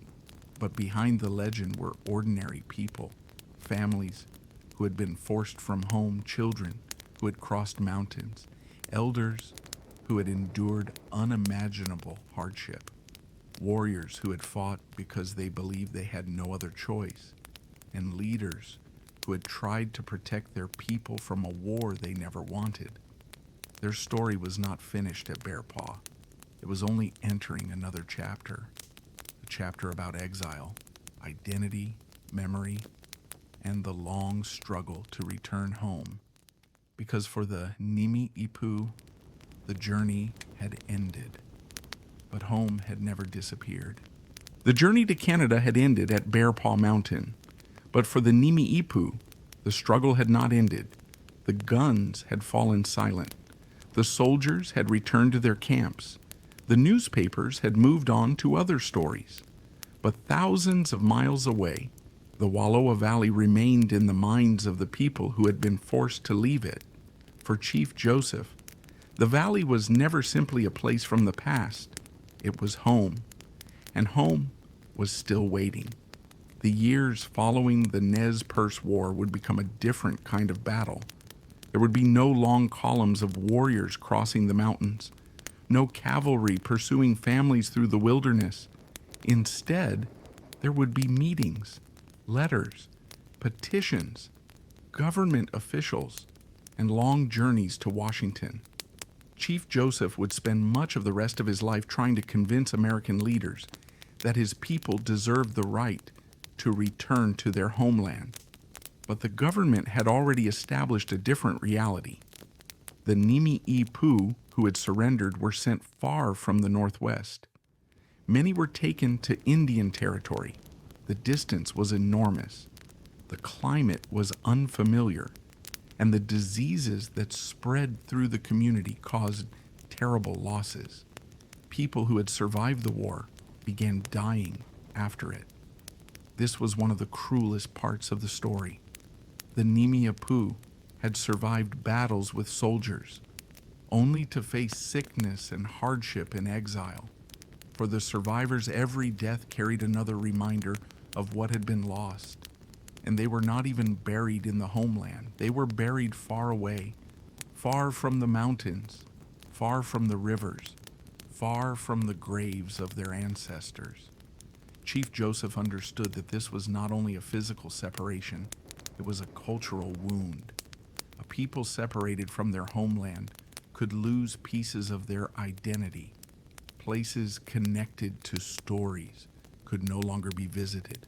Traditional routes could no longer be followed. Sacred locations could become distant memories. The landscape itself could become something described rather than experienced. Joseph wanted to prevent that. He continued speaking. He traveled. He met with officials. He tried to explain the situation to people who had never lived among the Nimi'ipuu. Sometimes his message was received sympathetically. Sometimes it was ignored. Sometimes officials promised that conditions would improve, but promises did not immediately bring his people home. The Wallowa Valley remained largely under the control of settlers. American law had created property claims. Farms had expanded. The old world had been replaced, and the government was reluctant to reverse the process. Still, Joseph did not give up. His persistence made him increasingly famous. People across the United States began to recognize his name. Newspapers described his journey. Writers portrayed him as a dignified native leader. Some Americans admired his courage. Others were fascinated by the extraordinary retreat of 1877. The story of the Nimi'ipuu had become part of the mythology of the American West, but there was a danger in this fame. The real man could disappear behind the legend. People remembered the famous surrender. They repeated the words associated with it. They created an image of Chief Joseph as a tragic warrior. But Joseph was more complicated than the legend. He was a leader trying to protect his community. He was a son remembering his father. He was a man who had lost his homeland. He was someone who had experienced war but did not want endless violence. and he was a person who wanted his people to live in peace. He did not want his community remembered only for fighting. He wanted them remembered as a people. The Nimi'ipuu themselves continued adapting. Some people learned new trades, some worked in agriculture, some entered American schools, some participated in the American economy, others remained deeply connected to traditional practices. There was no single response. Different families made different choices. This was natural. The world had changed too quickly for one simple solution. The challenge was to survive without losing everything that made the Nimi'ipuu who they were. Language became particularly important. The Nimi'ipuu language carried stories and knowledge that could not always be translated perfectly into English. Place names held memories. Traditional expressions carried values. Stories explained relationships between people, animals, land, and the spiritual world. But government education policies often encouraged native children to speak English instead. Some children were punished for using their own language. This created a gap between generations. A child might understand only English. A grandparent might speak mostly Nimi'ipuu. The two could still love each other deeply, but communication became harder. And when communication becomes difficult, history can become fragile. Yet the language survived. Elders continued speaking it, families continued teaching it, and later generations would work to preserve it. The same was true of traditional knowledge. Older people remembered how to identify plants, how to travel through the mountains, how to prepare food, how to work with horses, how to tell stories connected to particular places. These things were not always written down. They were learned through experience. So every elder carried a library inside them, and every child who listened became part of the preservation process. This was especially important because the old world was changing so quickly. The buffalo economy was gone. The traditional political system had been weakened. The reservation system controlled movement. American settlements surrounded native communities. Railroads were spreading. Modern technology was transforming the West. The Nimi'ipuu could not simply return to the world of 1850, but they could carry parts of that world forward. That became the goal, not returning to the past, but preserving what mattered: family, language, memory, tradition, and connection to the land. Chief Joseph continued to represent this struggle. His speeches and public appearances brought attention to the problems faced by his people. He often spoke calmly. He did not present himself as someone seeking revenge. Instead, he emphasized fairness. He wanted Americans to understand that the Nimi'ipuu had not wanted the war. They had tried to avoid it. They had been pushed from their homeland, and when violence began, they had fled with their families. Their journey was therefore not simply a military retreat. It was a migration under pressure, a desperate attempt to protect a community. And perhaps the most remarkable part was how close they came to succeeding. More than 1,000 miles, through mountains, across rivers, past settlements, through Yellowstone, across Montana, almost to Canada. The Army had struggled to catch them. That achievement became legendary. But the legend could sometimes hide the suffering. The journey was exhausting. People died. Families were separated. Children were frightened. Horses were lost. Food became scarce, and every battle brought more grief. The Nimi'ipuu did not simply move across a beautiful landscape. They moved through danger. The mountains that had once been part of their homeland became obstacles. The rivers that had once provided food became barriers. The open country that had once represented freedom became a place where soldiers could appear at any moment. And still, they kept moving. That determination became part of their identity. It was remembered long after the war. Generations later, young Nimi'ipuu people would hear about the journey. They would learn the names of the leaders. They would hear about Whitebird Canyon, the Big Hole, Bear Paw, and the long road north. But they would also hear about the homeland, the Wallowa Valley, because without the homeland, the journey had no meaning. The Nimi'ipuu were not simply running away from the army. They were trying to return to a place they believed was theirs. That distinction mattered, and it still matters today. The story of the Nez Perce War is often remembered because of the battles, but beneath those battles was a question that had existed for decades. Who had the right to decide where the Nimi'ipuu would live? The United States believed treaties and government authority gave it that power. The Nimi'ipuu believed their ancestral connection to the land could not be erased by a document they had never accepted. The conflict between those two ideas shaped everything that followed. And as Chief Joseph grew older, he continued carrying that question.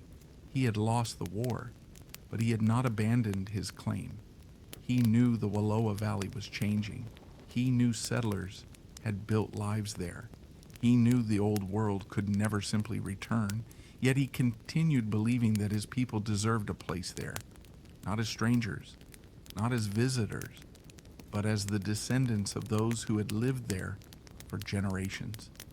His struggle would continue for years, and eventually, his story would become part of a much larger effort by Native people across the United States to preserve their communities and challenge the policies that had been imposed upon them. The battlefield had disappeared, but the struggle remained, and the next generation would inherit it, not with rifles, but with memory, with language, with political action, and with the determination to keep telling the truth about what had happened. The Nimi'ipuu had been forced to leave their homeland, but they had never forgotten it, and as long as they remembered, the road home remained open in their hearts. The story of the Nimi'ipuu was no longer only about war. The battles had ended. The soldiers had returned to their forts. The long journey across the mountains had become a memory. But for Chief Joseph and his people, the struggle was still very much alive, because the greatest question remained unanswered. Where would the Nimi'ipuu live? For the United States government, the answer seemed simple. They would live on the reservation. For Chief Joseph, that answer was not enough. He wanted his people to return to the country of their ancestors. He wanted them to live near the mountains and rivers they knew. He wanted their families reunited, and he wanted the promises made to the Nimi'ipuu to be respected. The problem was that the Wallowa Valley had changed. American settlers had established farms. Fences crossed the landscape. Roads and towns were expanding. The land that had once seemed endless was now divided by property lines. To the settlers, these were homes and farms. To Joseph, they stood on the homeland of his people. The conflict was no longer a military one. It was a conflict over memory, ownership, and justice, and it would continue for years. Chief Joseph became increasingly well known throughout the United States. His famous surrender had made him a symbol. Newspapers described him. Writers traveled to meet him. Americans repeated stories about the long Nez Perce retreat. Some admired his courage, others admired the discipline of the Nimi'ipuu warriors. But Joseph wanted people to understand something deeper. He did not want to be remembered simply as a warrior. He wanted Americans to understand why his people had fought. They had not set out to conquer new territory. They had not planned a war against the United States. They had been trying to remain together. They had been trying to protect their families. And they had been trying to remain connected to their homeland. The distinction mattered. because the famous retreat could easily become a romantic adventure story. A group of native warriors crossing mountains, soldiers chasing them, battles, escape, surrender. But behind the adventure was tragedy. Children died, women died, elders suffered, families were separated, people lost everything they owned, and thousands of miles of travel did not bring them home. The journey was therefore not simply heroic, it was heartbreaking. Chief Joseph understood this, and he spent much of his later life trying to make Americans see the human cost. He traveled east. He met government officials. He spoke with people in Washington. He told them about his people.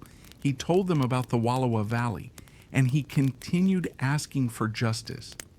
But political power was not on his side. The United States government had enormous control over Native affairs. Officials could decide where people lived. They could control reservations. They could influence education. They could determine how land was distributed. And they could delay decisions for years. Joseph's requests could be acknowledged without being fulfilled. He could be praised without being given what he wanted. This was one of the great frustrations of his later life. The American public knew his name, but knowing his name did not mean understanding his situation. Meanwhile, the Nimi'ipuu were trying to rebuild their lives. Some people returned to the Northwest, others remained farther away. Families had been scattered by war and relocation. Rebuilding community connections took time, and the scars of the conflict remained. The people remembered those who had died. They remembered the battles. They remembered the forced journey, and they remembered the Wallowa Valley. The younger generation inherited these memories. This was especially important because government policy was still pushing Native people toward assimilation. Children were often sent to schools where they were expected to learn English and adopt American customs. Traditional clothing was discouraged. Traditional languages were often suppressed. Traditional practices were sometimes treated as obstacles to progress. The government believed that Native identity would eventually disappear, but the Nimi'ipuu did not disappear. They adapted. Some children learned English. Some entered American schools. Some later found work in towns and cities. Some joined the military. Some became farmers. Others remained closely connected to traditional practices. Community was changing, but change did not mean disappearance. A person could learn English and still remember Nimi'ipuu words. A family could live in a modern house and still tell traditional stories. A young person could attend an American school and still learn from an elder. Culture could survive inside a changing world. This became one of the most important lessons of Nimi'ipuu history. Survival did not always mean refusing change. Sometimes survival meant adapting without forgetting. The language was an especially important part of this. The Nimi'ipuu language carried knowledge about the land. It carried family relationships. It carried stories. It carried humor. It carried names. When an ancestral language weakens, some of those connections can disappear. The Nimi'ipuu therefore continued efforts to preserve their language. Elders became important teachers. Stories were repeated. Words were remembered. And later generations began working to keep the language alive. The same was true of traditional ceremonies. They connected people to ancestors. They provided continuity. They reminded families that their history did not begin with the arrival of American settlers.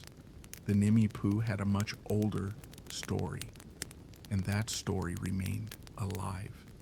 The memory of the Nez Perce War became part of that larger history. The battles were remembered, but so were the people, the warriors, the mothers, the children, the elders, the horses, the long nights, the mountains, the rivers, the camps, the dead, and the dream of reaching Canada. Every part of the journey became part of collective memory. One of the most powerful memories was the Wallowa Valley. It represented what had been lost, but it also represented continuity. The mountains had not disappeared. The rivers had not disappeared. The land was still there. Even if the Nimi'ipuu could no longer control it as they once had, they could still remember it, and memory became a form of connection. Chief Joseph's public speeches helped spread that connection beyond the Nimi'ipuu community. He became a voice for people who had often been spoken about rather than listened to. His message was remarkably consistent. He wanted peace. He wanted justice. He wanted his people treated fairly, and he wanted them to have a home. His words were powerful because they came from experience. He had seen the consequences of war. He had seen what happened when promises failed. He had seen families suffer. He knew that another war would not solve the problem. So he chose another path. He used his reputation to speak. He used his public appearances to educate. And he used his remaining influence to advocate for his people. Yet he never received everything he wanted. The Wallowa Valley remained largely outside Nimi'ipuu control. The dream of complete restoration was never fulfilled. That reality made Joseph's later life deeply bittersweet. He had become famous, but fame could not restore his homeland. He had become admired, but admiration could not bring back the people who had died. He had become a symbol of peace, but peace could not erase the losses of war. Still, he continued, because leadership was not simply about victory. Sometimes leadership meant carrying the memories of your people when you knew you could not undo the past. Joseph carried those memories for the rest of his life. And as he grew older, the story of the 1877 retreat began moving from living memory into history. The soldiers who had pursued the Nimi'ipuu were aging. The warriors who had fought were aging. The children who had crossed the mountains were becoming elders. And the next generation was beginning to ask questions. What happened? Why did we leave? Why could we not return? Who were the people who died? What happened to the Wallowa Valley? These questions mattered because history is not only about remembering events, it is about understanding why those events still matter. The Nez Perce War had ended in 1877, but its consequences stretched far beyond that year. The loss of homeland shaped generations. The forced relocation shaped families. The stories of the retreat shaped identity. And Chief Joseph's words became part of a larger American conversation about native rights and justice. The war had created a legend, but the Nimi'ipuu carried the reality. And perhaps the most important thing they carried was the knowledge that their story belonged to them, not to the army, not to the newspapers, not to the politicians, to the people who had lived it, and to the generations who would remember it. The journey from the Wallowa Valley had begun with fear. It had continued through battle. It had ended in surrender. But the story of the Nimi'ipuu was still moving forward. The next chapter would be about memory becoming history, and history becoming a tool for survival. The story of the Nimi'ipuu had entered a quieter chapter. The battles were over. The long retreat through the mountains had become a memory. But the consequences of 1877 were still shaping the lives of the people who had survived. For Chief Joseph, the greatest battle was no longer against soldiers. It was against forgetting. He wanted Americans to remember what had happened. He wanted them to understand why his people had left their homeland. And he wanted future generations of Nimi'ipuu to remember who they were.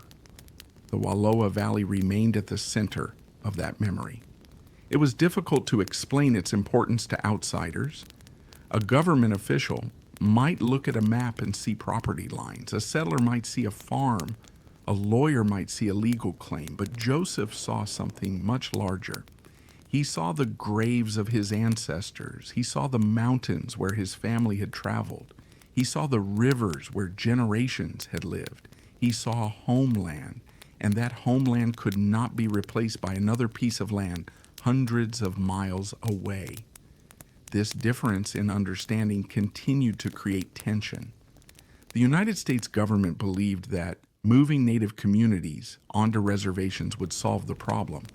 But for the Nimi'ipuu, the reservation could never simply replace their ancestral country. A reservation was a political boundary. Home was something deeper. It was memory, it was family, it was identity, and it was connected to generations who had lived before them. Chief Joseph continued making this argument whenever he had the opportunity. He traveled to Washington, he spoke with government officials, he met Americans who wanted to hear his story. He described the journey, he described the suffering, and he repeatedly asked for his people to be treated fairly. His fame helped him gain attention, but attention did not always produce change. The government could listen without agreeing. Officials could praise his character while refusing to restore the land he wanted. This was one of the great frustrations of his later life. The country knew his name, but it did not necessarily understand his message. Many Americans remembered only the famous surrender. They remembered the image of a tired leader ending a long military campaign. But Joseph wanted them to remember what came before.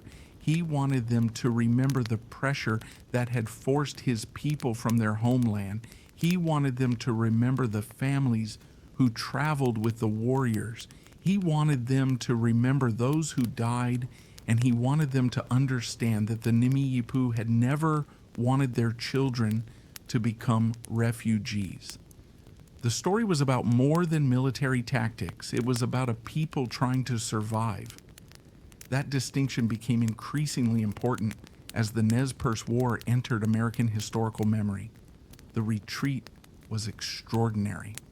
More than 1,000 miles, across mountains, through valleys, across rivers, while pursued by the United States Army. It was a remarkable feat. Military historians studied the movement of the troops. They studied the battles.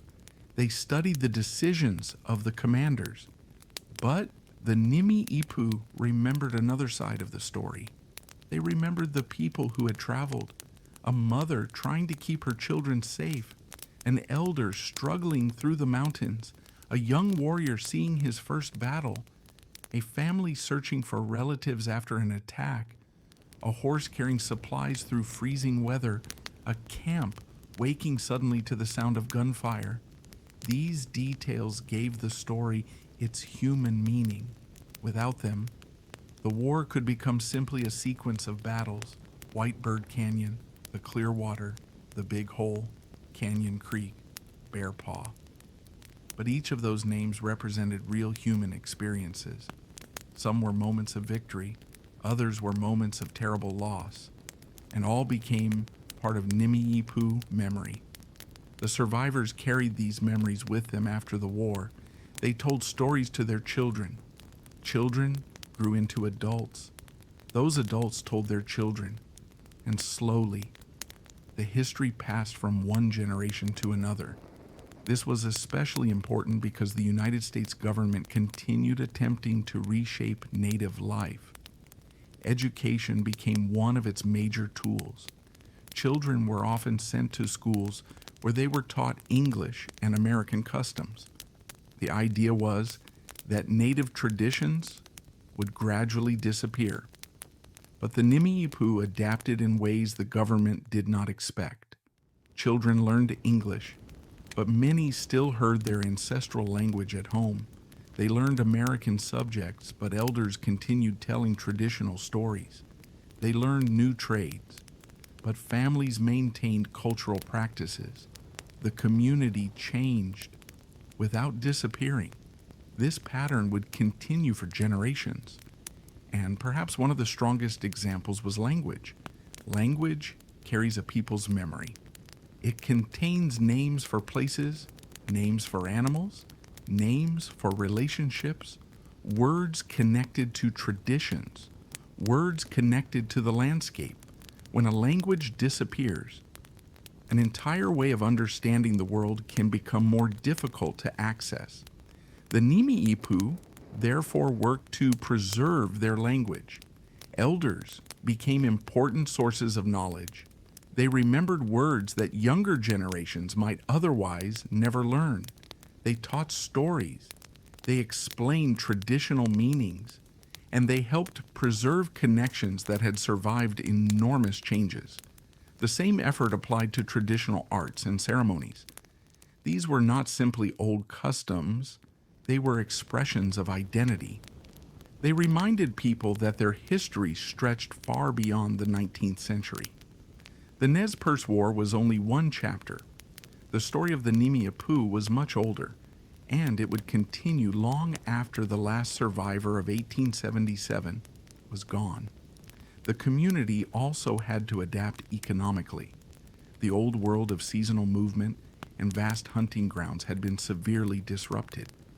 The buffalo economy that had influenced many plains peoples was not the same part of Nimi'ipuu life as it had been for some plains nations, but the broader expansion of American settlement still transformed their traditional economy. Horses remained important. Farming and wage labor became increasingly significant. People entered new professions. Some moved to towns and cities. Others remained connected to reservation communities. The result was a complex modern identity. A person could be Nimi'ipuu and American at the same time. They could participate in modern society while preserving a deep connection to ancestral traditions. This was not necessarily a contradiction. It was another form of survival. The Nimi'ipuu had already adapted to enormous changes before the United States arrived. They had adapted to horses, to trade, to new political alliances, to changing regional relationships. Now they were adapting to a nation that had transformed their homeland. The challenge was to change without forgetting, and that challenge continues to define the meaning of the Nez Perce story. Chief Joseph became one of the best-known symbols of that struggle, but he was never the whole story. Looking Glass had played a critical role during the 1877 campaign. Whitebird had helped lead the people. Olakut had fought beside his brother. Many other men and women made the journey possible. Some names survived in historical records. Others disappeared. But every person who made the journey was part of the story. The women who cared for children, the elders who carried memories, the young people who endured the journey, the warriors who defended the camp, the people who gathered food, the people who cared for horses, the people who searched for relatives after battles.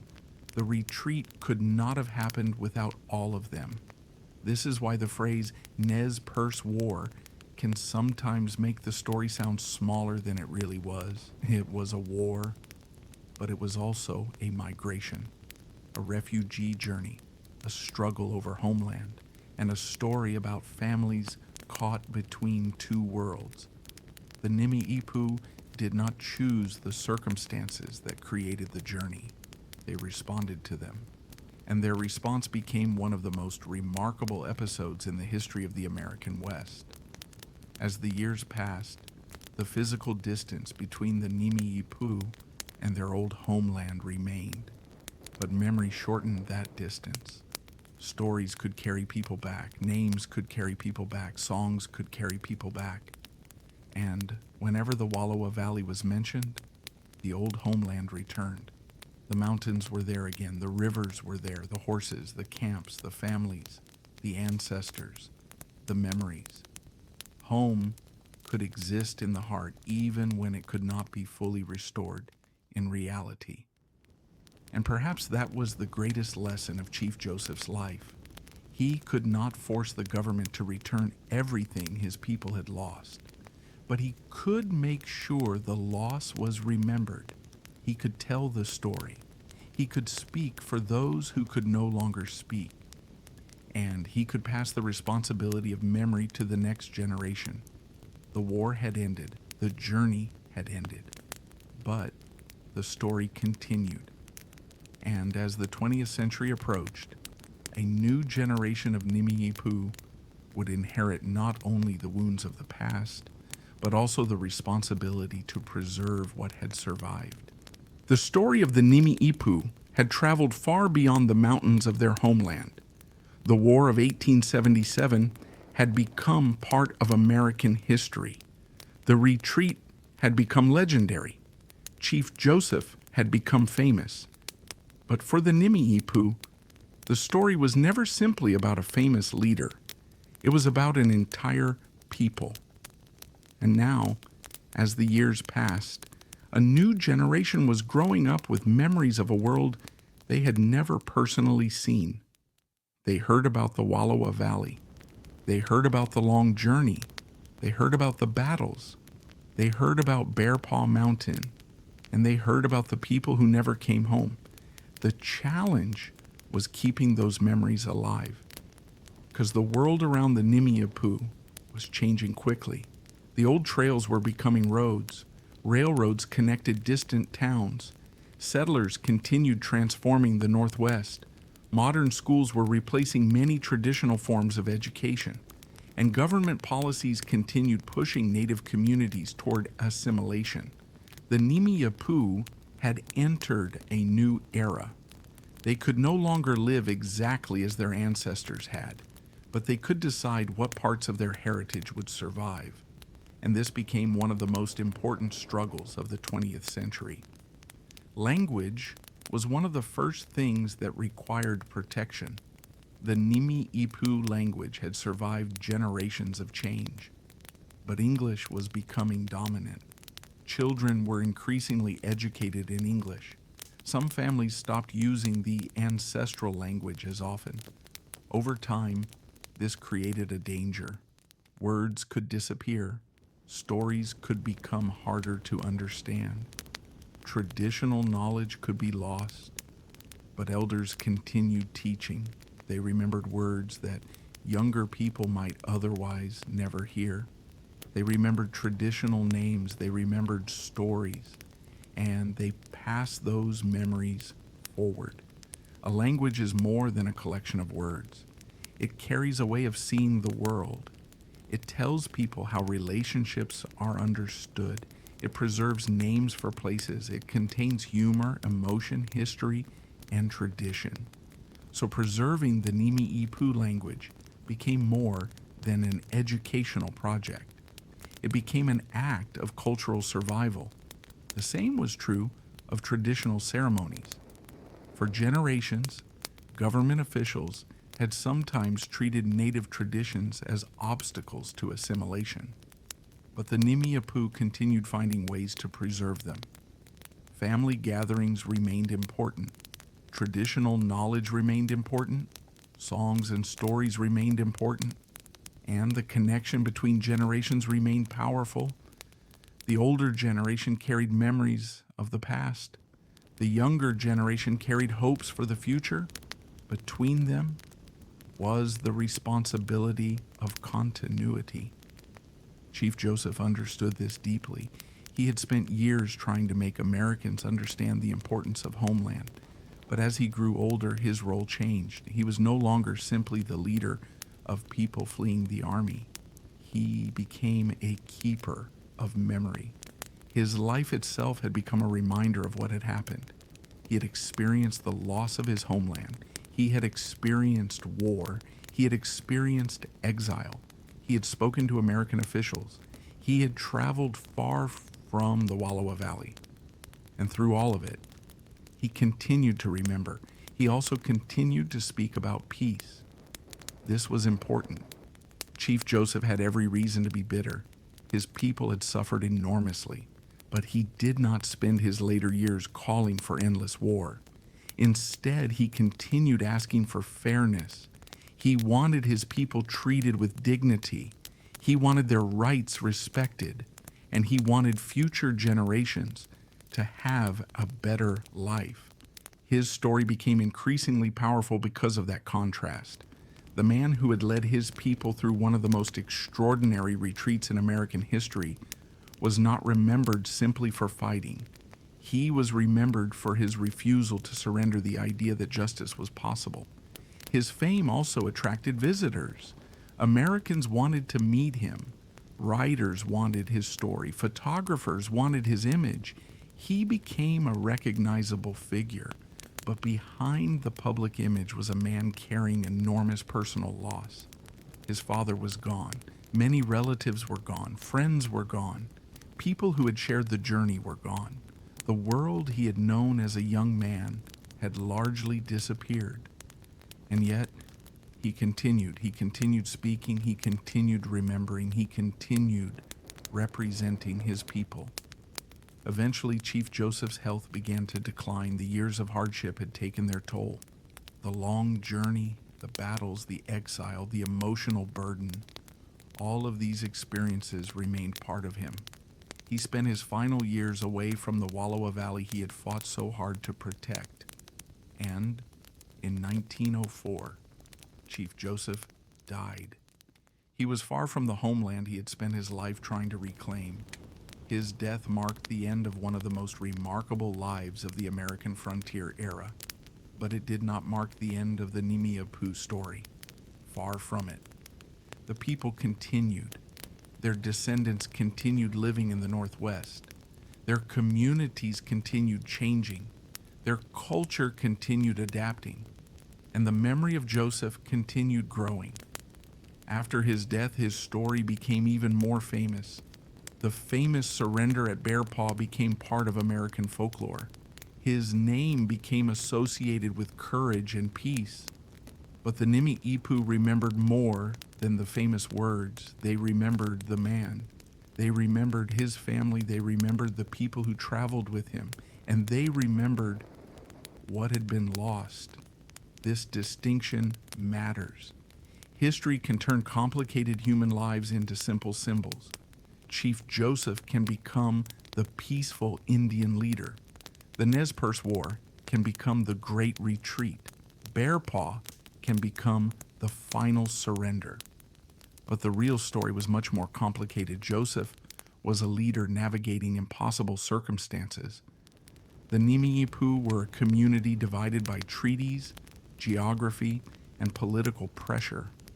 The war was shaped by years of conflict, and the retreat involved thousands of decisions made by ordinary people trying to survive.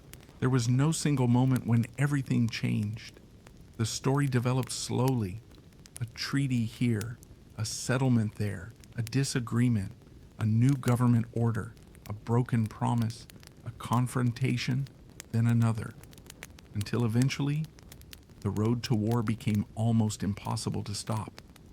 Understanding that history helps explain why the Nimi'ipuu resisted.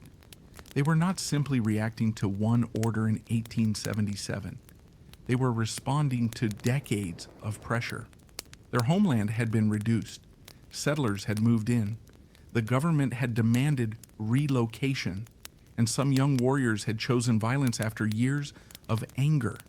The war was therefore the result of accumulated tension, not one single event. After the war, the Nimi'ipuu faced another challenge. How could they tell their own story? For a long time, much of the written record had been created by American soldiers and government officials. Their reports were important, but they were only one perspective. The Nimi'ipuu had their own memories, their own oral traditions, their own understanding of the events, and those voices needed to survive. So stories were passed from elder to child. Names were remembered, places were remembered, and the journey of 1877 became part of community identity. The Wallowa Valley remained central, even for people who had never lived there. it was still home. A child could hear the name and imagine mountains. A family could tell stories about ancestors who had lived there.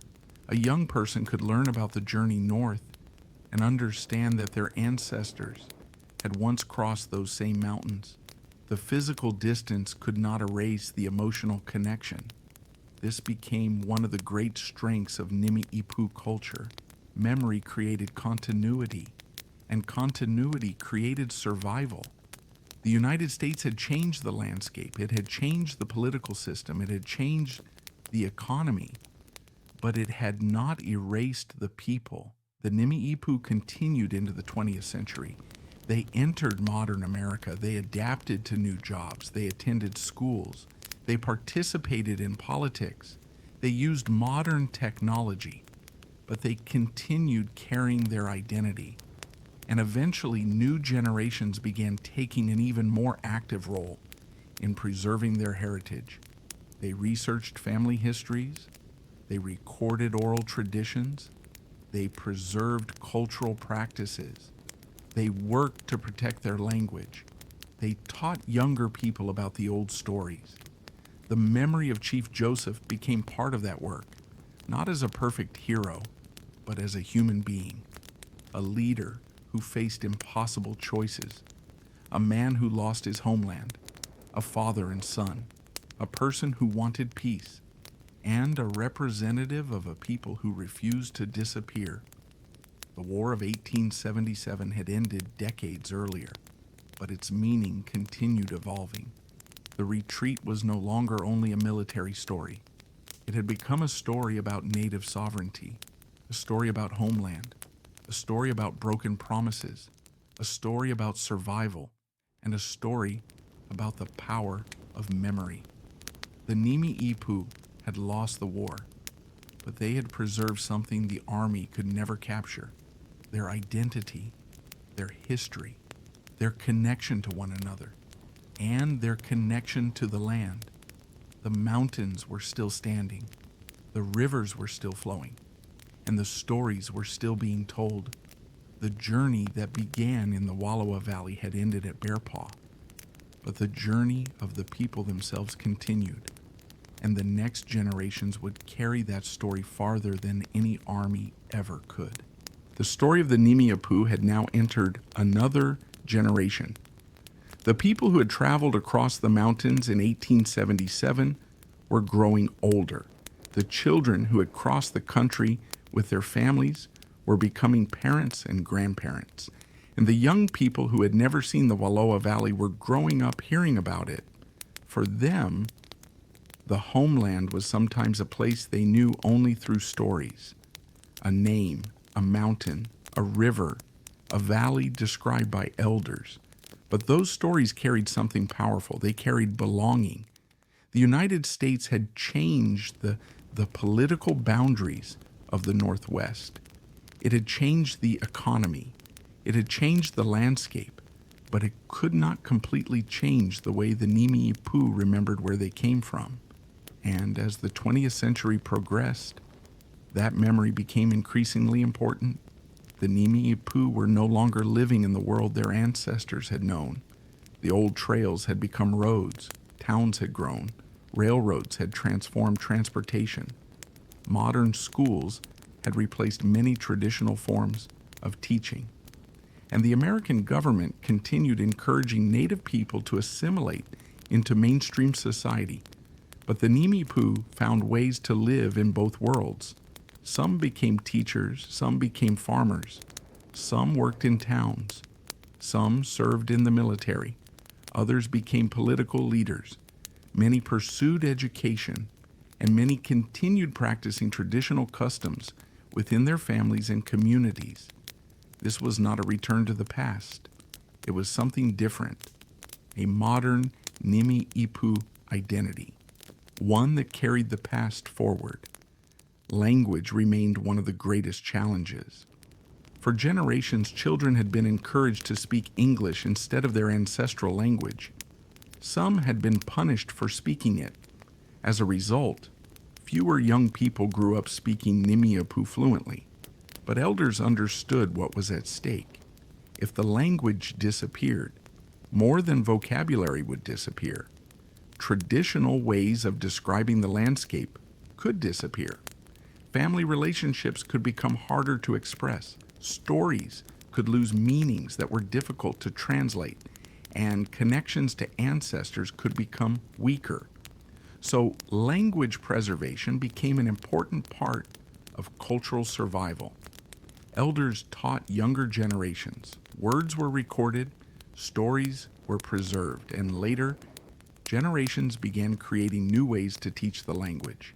The same effort was made with traditional knowledge. The Nimi'ipuu had accumulated generations of knowledge about the land. They knew plants, they knew animals, they knew seasonal changes, they knew rivers and mountain routes, they knew how to work with horses, and they knew stories connected to specific places. Much of this knowledge had once been passed naturally through everyday life, but as the old lifestyle changed, it became necessary to preserve it deliberately. A story might be told around a family gathering. An elder might explain the meaning of a place. A parent might teach a traditional practice to a child. A song might be passed to another generation. These moments might appear small, but together they formed a bridge between generations. The memory of the Nez Perce War remained one of the strongest parts of that bridge. The names of the battles were remembered.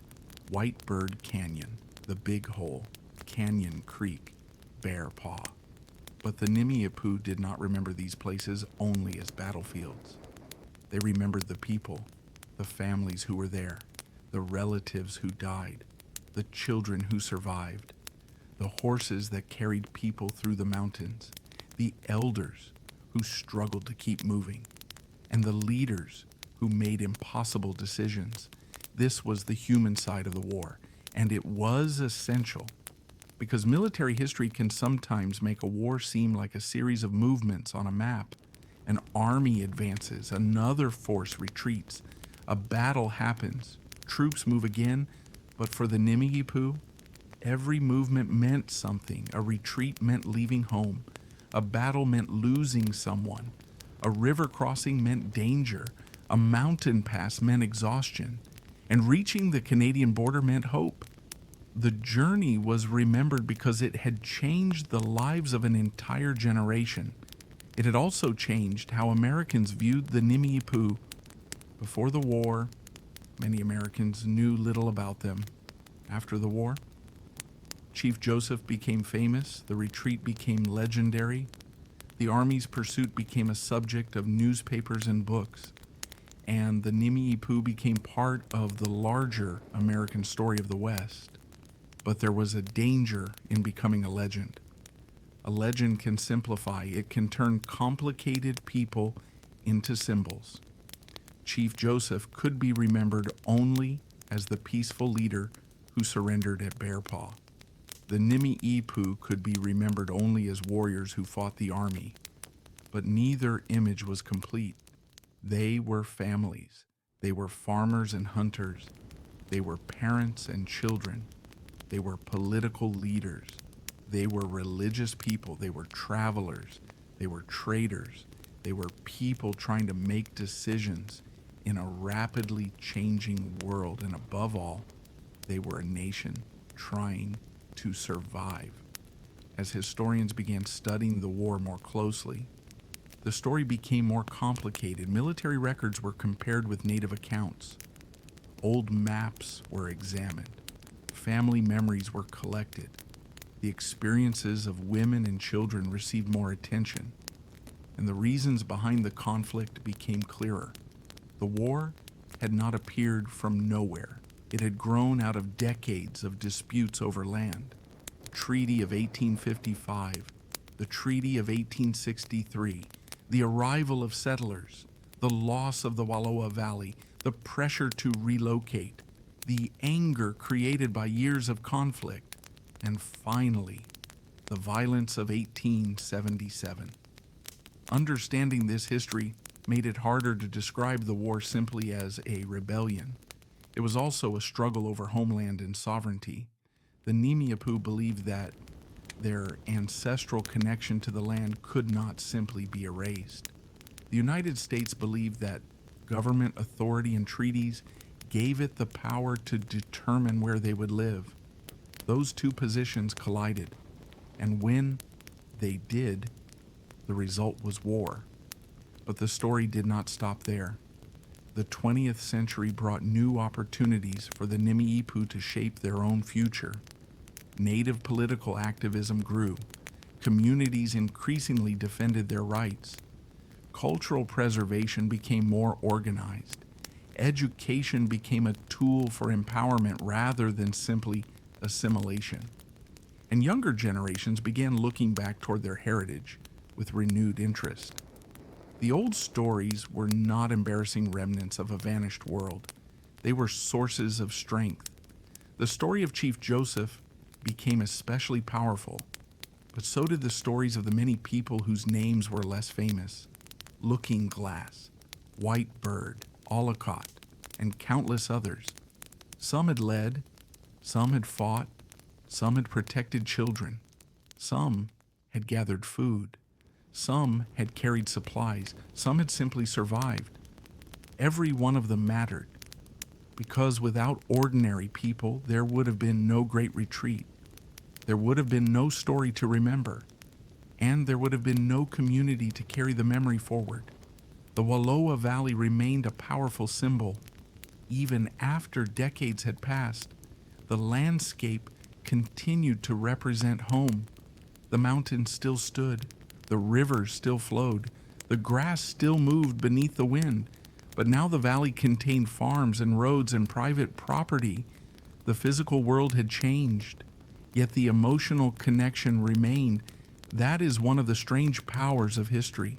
A place can change completely and still remain the same place in memory. For the Nimi'ipuu, the Wallowa Valley was both past and present. It represented what had been lost, but it also represented what had survived.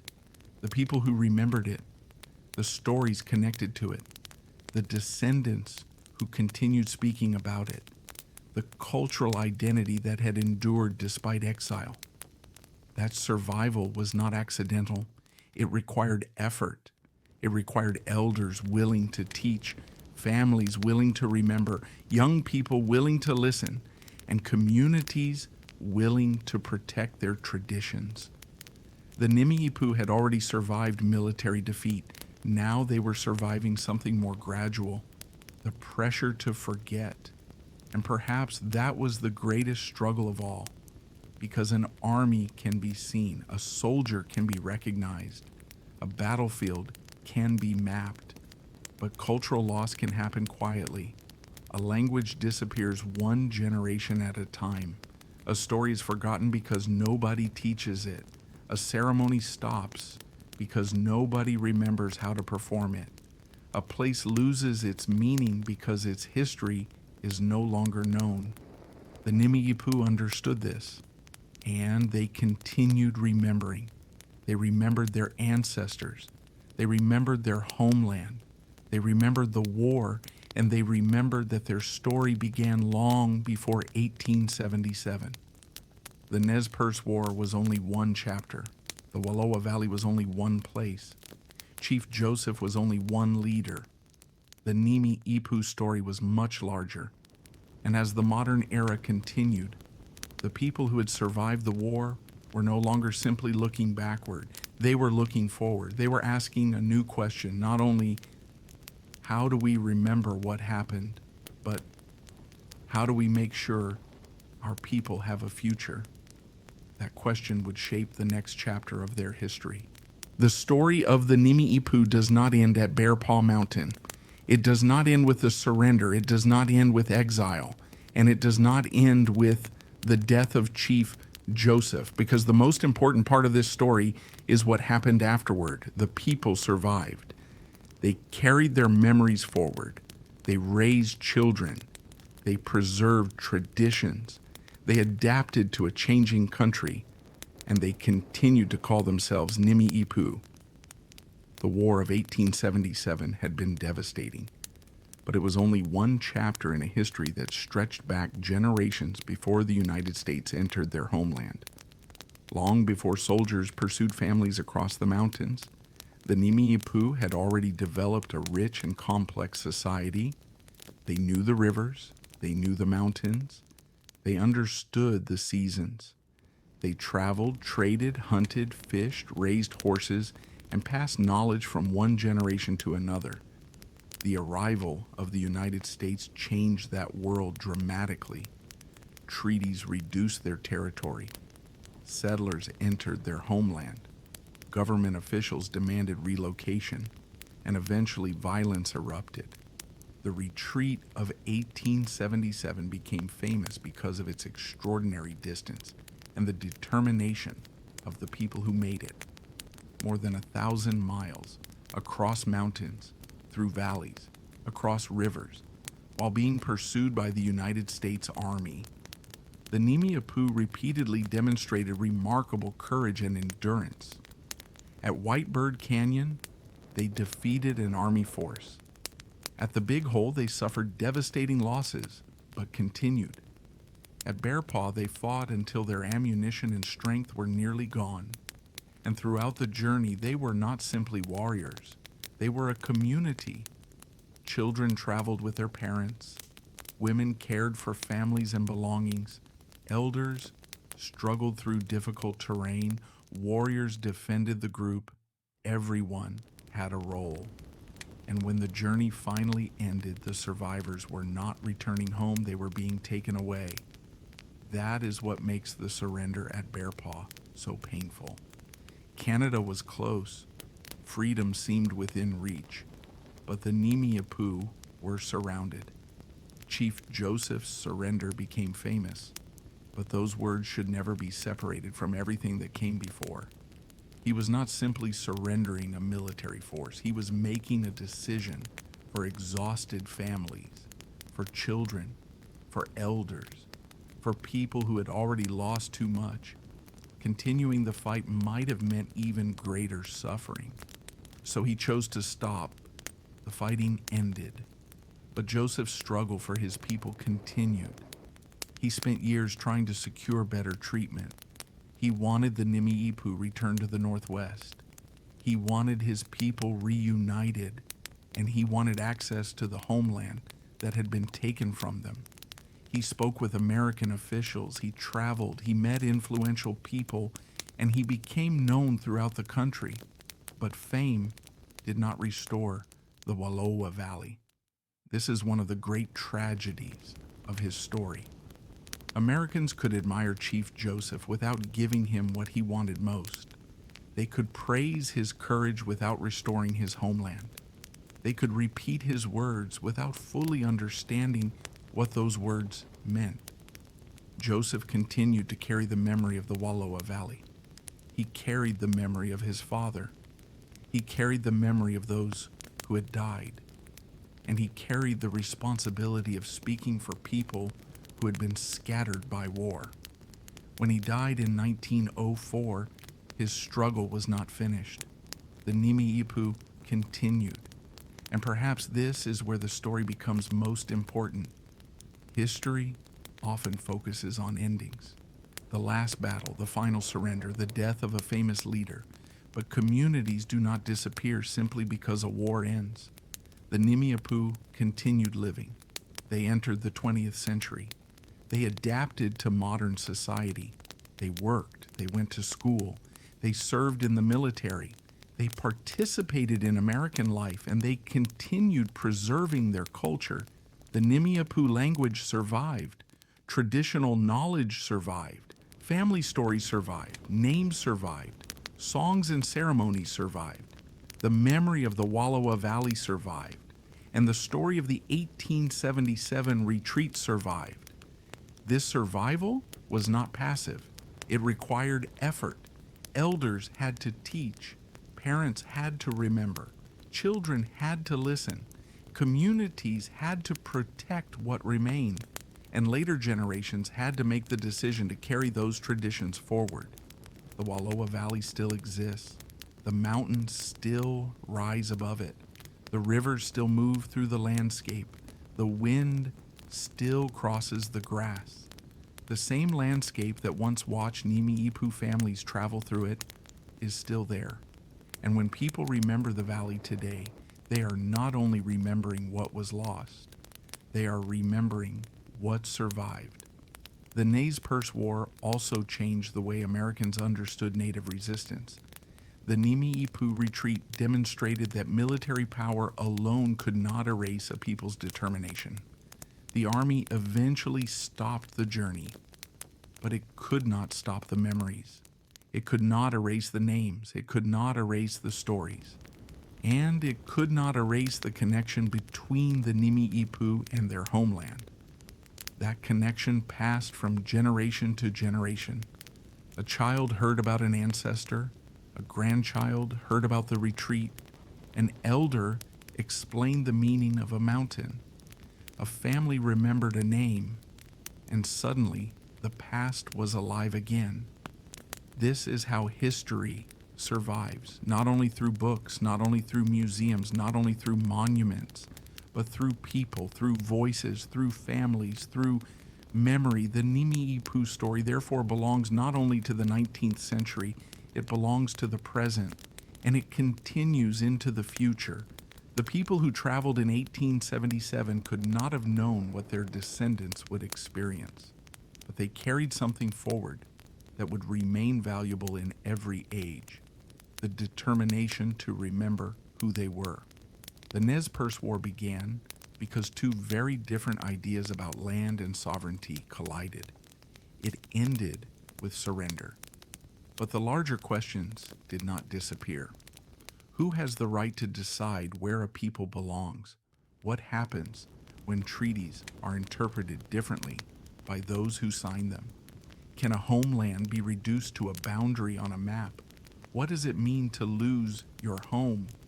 And what does it mean to survive after that loss? The Nimi'ipuu story does not provide simple answers, but it gives us something perhaps more valuable, a reminder that history is experienced by real people, people with families, people with fears, people with hopes, people who love particular places, people who remember. When we look at the Nez Perce War, we should look beyond the battles, beyond the soldiers, beyond the famous surrender. We should look toward the families who traveled, toward the people who protected their children, toward the elders who carried memories, toward the warriors who fought when they believed they had no other choice, and toward the generations that survived afterward. Their story is not simply about the end of a way of life. It is about transformation. It is about resilience. It is about remembering. And above all, it is about survival. The Nimi'ipuu did not disappear into history. Their descendants remain.